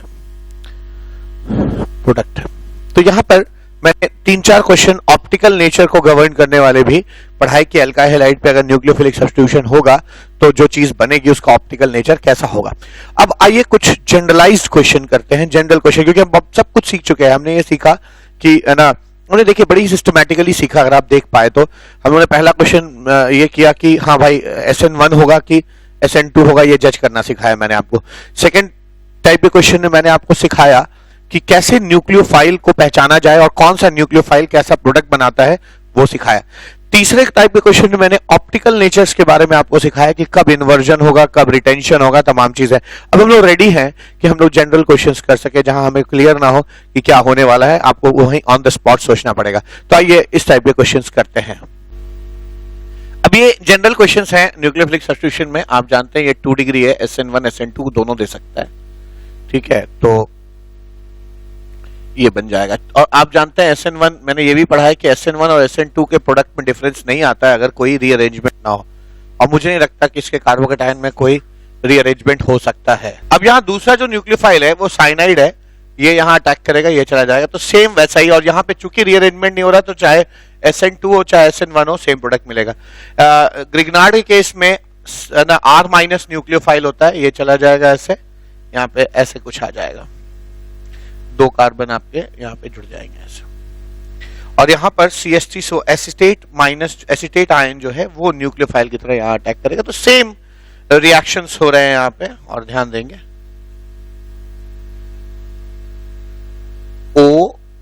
O C double bond O CH3 बन जाएगा। ठीक है, थोड़ा सा ये मैंने लंबा बना दिया, ऊपर कुछ था लिखा हुआ इसलिए। ठीक है, O CO CH3, या इसको ऐसे भी आप लिख सकते हैं। ठीक है, आप इसको ऐसे भी लिख सकते हैं, सॉरी इसको आप लिख सकते हैं O CH3 COO भी लिख सकते हैं। ठीक है, एक ही बात हो जाएगी। तो ये एक क्वेश्चन हुआ।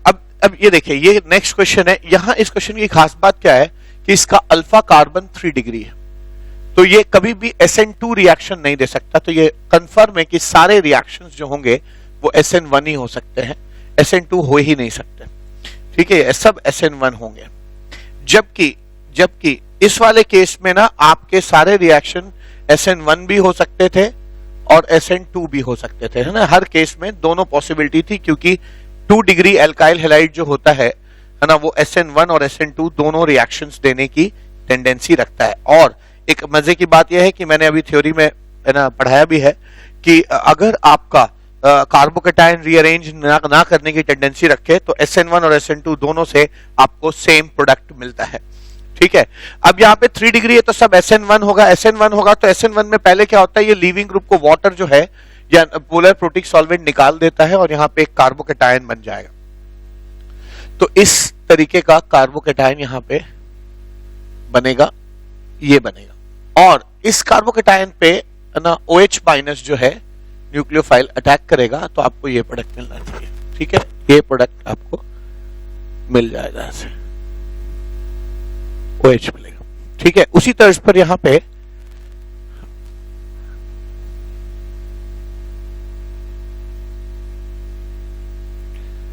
प्लस आ जाएगा, साइनाइड माइनस है,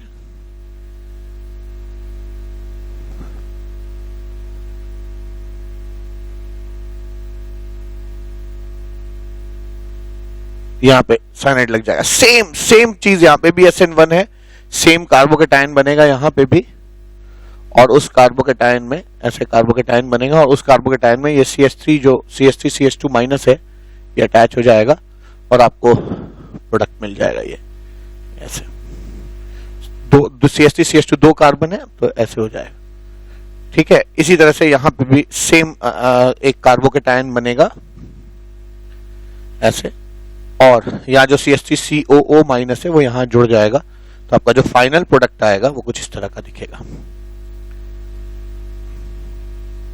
OCO CH3।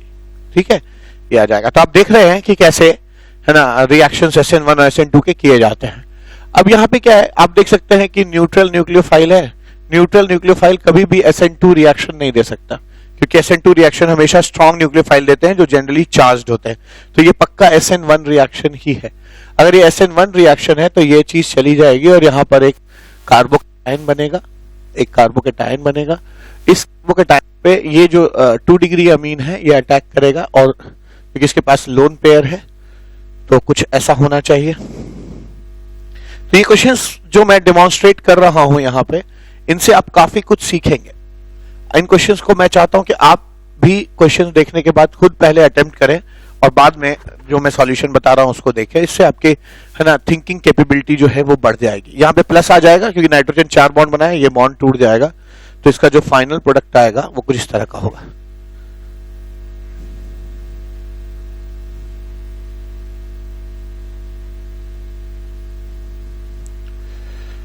ठीक है, ये आ जाएगा, तो ये आपका फाइनल प्रोडक्ट आ जाएगा। तो यहाँ पे मैंने 3 क्वेश्चन के कराए हैं जनरल, कैसे SN1 SN2 रिएक्शन होता है। ये चौथा क्वेश्चन करते हैं।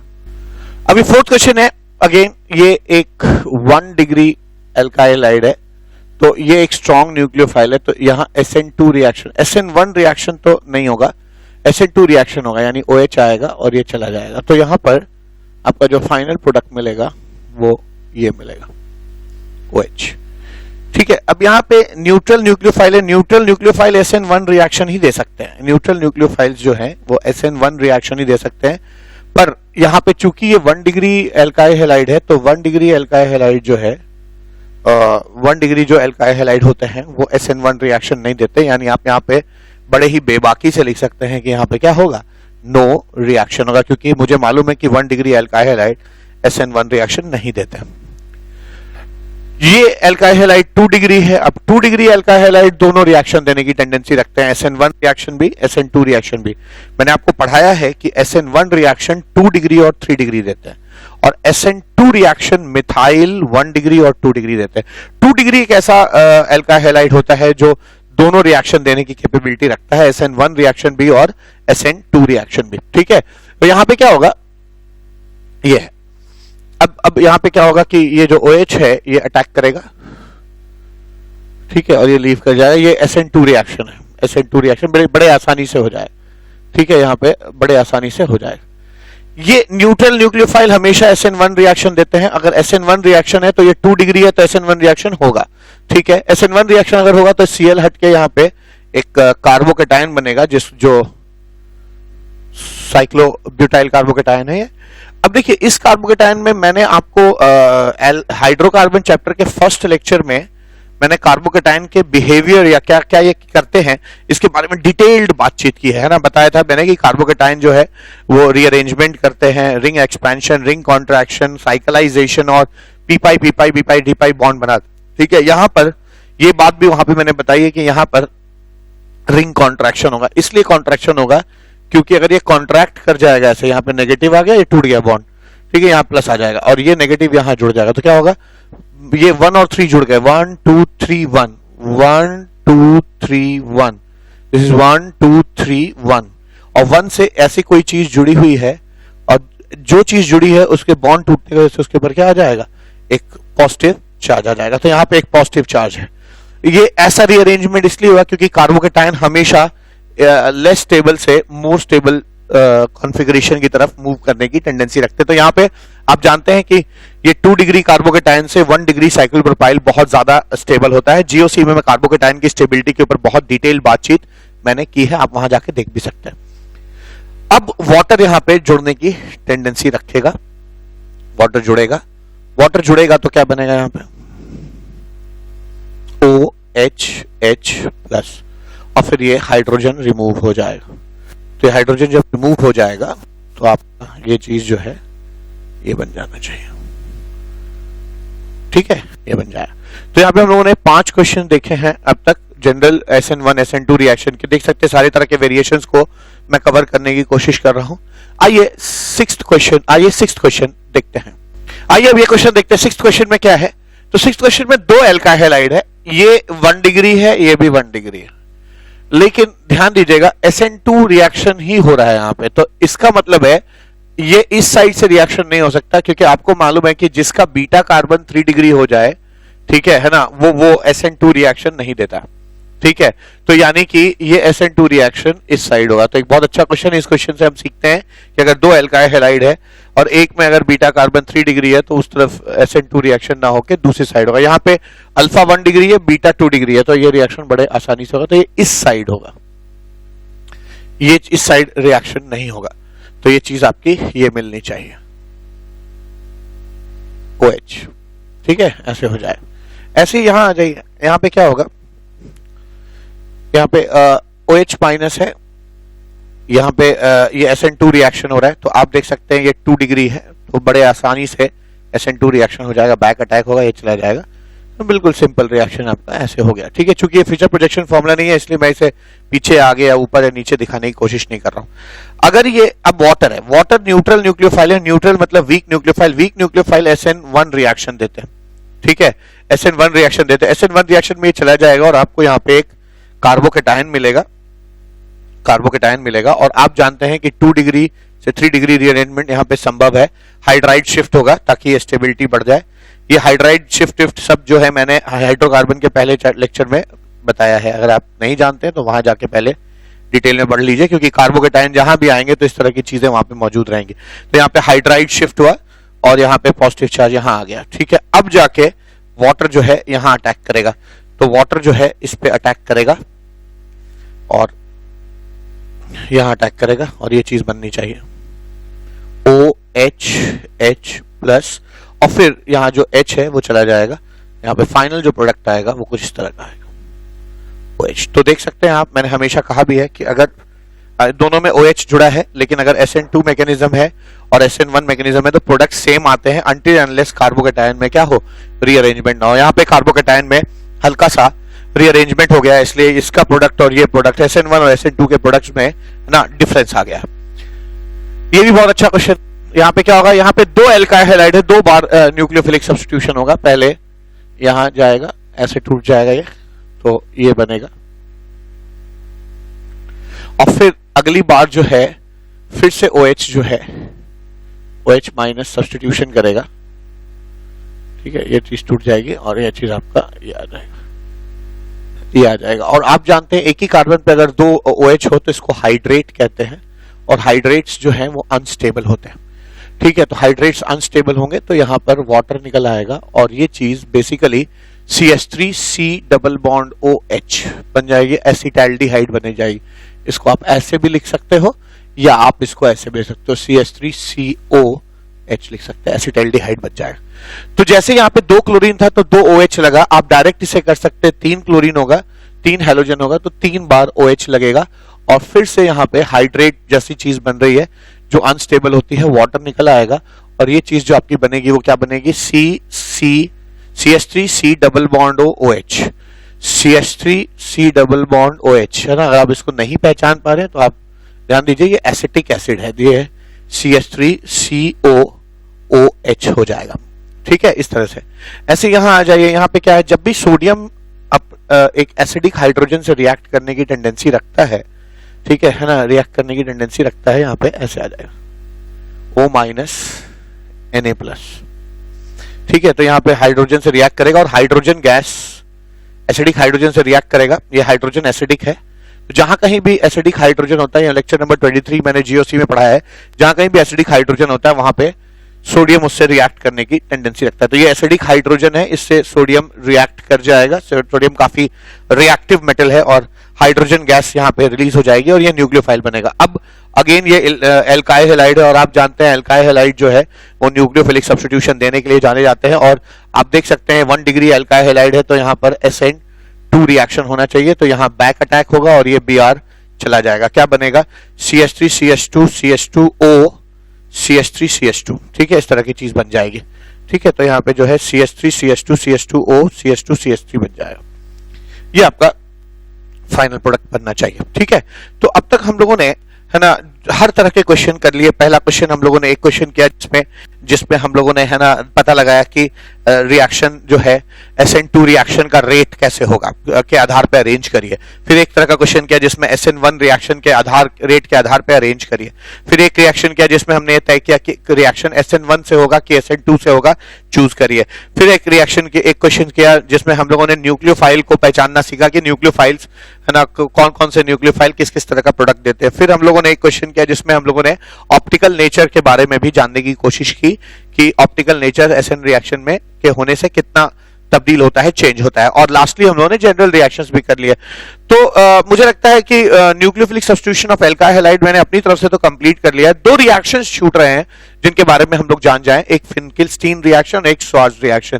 तो आइए फिनकिलस्टीन और श्वार्ट्ज पढ़ने के बाद इस लेक्चर को एंड करते हैं।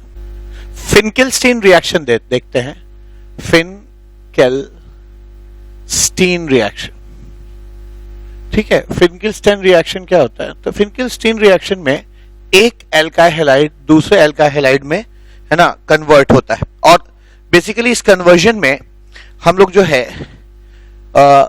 सोडियम कोई भी हैलाइड का सॉल्ट लेते हैं और एसीटोन में लेते हैं, ठीक है, जैसे एसीटोन में लेते हैं। तो होता क्या है कि जब भी जैसे NaI है तो NaI हुआ या NaBr हुआ या NaCl हुआ या NaF हुआ, तो ये सॉल्ट्स लिए जाते हैं फिनकिल्स्टीन रिएक्शन में, और वो भी एसीटोन में लेते हैं। ठीक है, एसीटोन उसमें सॉल्वेंट होता है।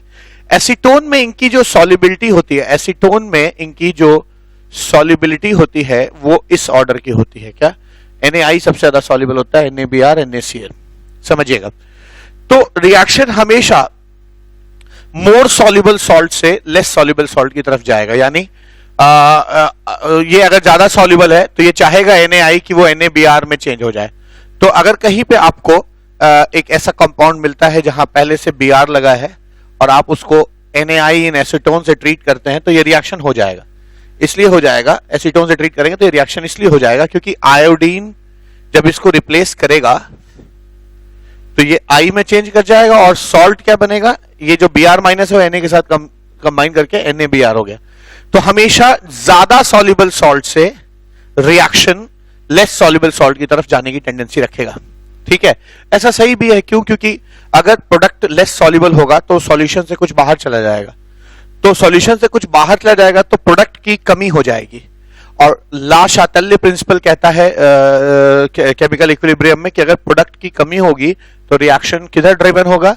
फॉरवर्ड डायरेक्शन में ड्रिवन होगा। मैंने केमिकल बॉन्ड इक्विलिब्रियम के लास्ट 2 लेक्चर्स में ला शातल्य प्रिंसिपल पे, जिसको अक्सर लोग ली चैटलियर भी पढ़ते हैं पर उसको बोला ला शातल्य जाता है, तो ला शातल्य प्रिंसिपल के आधार पर इसको कर सकते हैं कि ये लेस सॉल्युबल है तो सॉल्यूशन से बाहर चला जाएगा, तो प्रोडक्ट की थोड़ी सी कमी हो जाएगी, तो प्रोडक्ट की कमी होगी तो रिएक्शन उसको भरपाई करने के लिए फॉरवर्ड डायरेक्शन में जाएगा।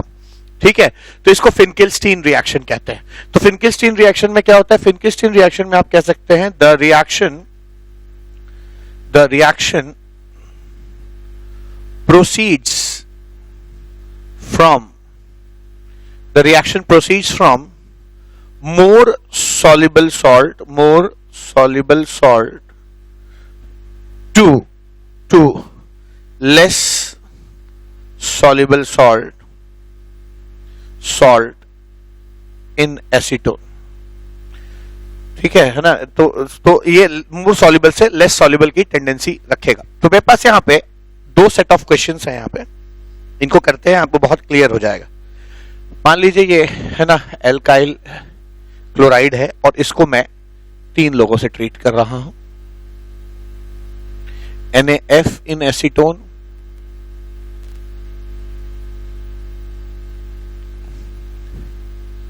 NaBr इन एसीटोन और NaI इन एसीटोन। एक सेट ऑफ रिएक्शन ये है। ठीक है, और दूसरा सेट ऑफ रिएक्शन भी बिल्कुल इससे ही मिलता जुलता मैं ले लेता हूं, Br। ठीक है, और यहां पे जो है एक सेट ऑफ रिएक्शन ये भी हो जाता। क्या? NaF इन एसीटोन, NaCl इन एसीटोन, NaI इन एसीटोन। ठीक है, अब ये रिएक्शन करते हैं। ठीक है, तो इस रिएक्शन में क्या होगा, आप देख सकते हैं कि अगर NaF NaCl में चेंज कर जाएगा तो NaF लेस सॉल्युबल है, NaF लेस सॉल्युबल है, और लेस सॉल्युबल से मोर सॉल्युबल की तरफ नहीं जाते हैं, मोर सॉल्युबल से आप लेस सॉल्युबल की तरफ आते हैं, ऐसे मूव करते हो। NaCl अगर NaF में चेंज हो रहा है तो हो जाएगा, पर यहां तो पहले ही NaF मौजूद है और रिएक्शन होने के बाद NaCl बनेगा, तो ये रिएक्शन नहीं होगा।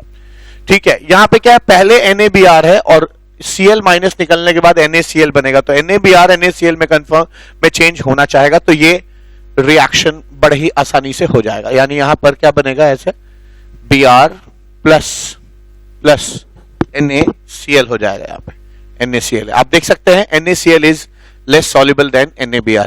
ऐसे यहां पे कर लीजिए, I जो है ना, यहाँ पे आ जाएगा I, ये चला जाएगा, तो बिल्कुल ये रिएक्शन भी हो जाना चाहिए। क्यों? क्योंकि है ना जो NaBr बनेगा, यहाँ NaCl बनेगा, वो NaCl जो है NaI के रेस्पेक्ट में NaCl लेस सॉल्युबल है, NaI से NaCl लेस सॉल्युबल है, तो रिएक्शन हो जाएगा। यहाँ पे भी वैसे ही देखिए, NaF लेस सॉल्युबल है, NaBr से रिएक्शन नहीं होगा, NaCl लेस सॉल्युबल है, NaBr से रिएक्शन नहीं होगा, लेकिन NaBr से NaI से NaBr लेस सॉल्युबल होगा, तो ये रिएक्शन हो जाएगा। रिएक्शन मैंने यहाँ पे भी किया है और ये चीज ऐसे हो जाएगी, ये चला जाएगा, और यहाँ पे आपको जो प्रोडक्ट मिलेगा वो कुछ इस तरह का मिल जाएगा, NaI और प्लस NaBr। Br। ये रिएक्शन इसलिए हो गया क्योंकि NaI ज्यादा सॉल्युबल होता है और ये कम सॉल्युबल है, जबकि और सब रिएक्शंस जहां नहीं हुए हैं वहां ये लेस सॉल्युबल है और जो सॉल्ट बनता वो ज्यादा सॉल्युबल होगा। तो इस तरीके से आप देख सकते हैं कि आप कभी भी फ्लोराइड नहीं बना पाएंगे फिन-किल्स्टन रिएक्शन से। ठीक है, आप ब्रोमाइड बना लेंगे, ठीक है, आप है ना ब्रोमाइड बना ले रहे हैं आयोडाइड में, पर कभी भी फ्लोराइड नहीं बनेगा क्योंकि फ्लोराइड का सॉल्ट सबसे लीस्ट सॉल्युबल है, तो इस फ्लोराइड को कोई भी रिप्लेस नहीं कर पाएगा। ठीक है, तो ये याद रखिए कि ऐसा नहीं है कि फ्लोराइड नहीं बन पाएगा, फ्लोराइड बनता है और ये रिएक्शन एनसीईआरटी बुक में भी दिया हुआ है, इसलिए आपको जानना बहुत जरूरी है। फ्लोराइड कभी भी फिन-किल्स्टन रिएक्शन से नहीं बन सकता, एक चीज याद रखिएगा ना कि फ्लोराइड नहीं बन सकता। तो फ्लोराइड कैसे बनाया जाए उसके लिए है ना एक नया रिएक्शन मैं आपको बता रहा हूं जो एनसीईआरटी बुक में भी दिया है, बहुत इंपॉर्टेंट रिएक्शन है, स्वार्ट्ज रिएक्शन। ठीक है, स्वार्ट्ज रिएक्शन से आप बड़े आराम से एल्काइल फ्लोराइड बना पाते हैं। ठीक है, तो मैं यहां पे बताना चाहता हूं कि since we can not make alkyl fluoride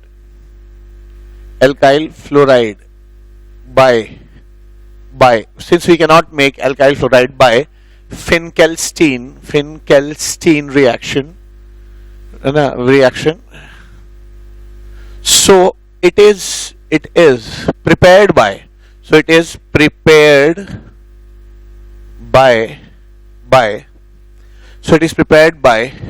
Schwarz reaction।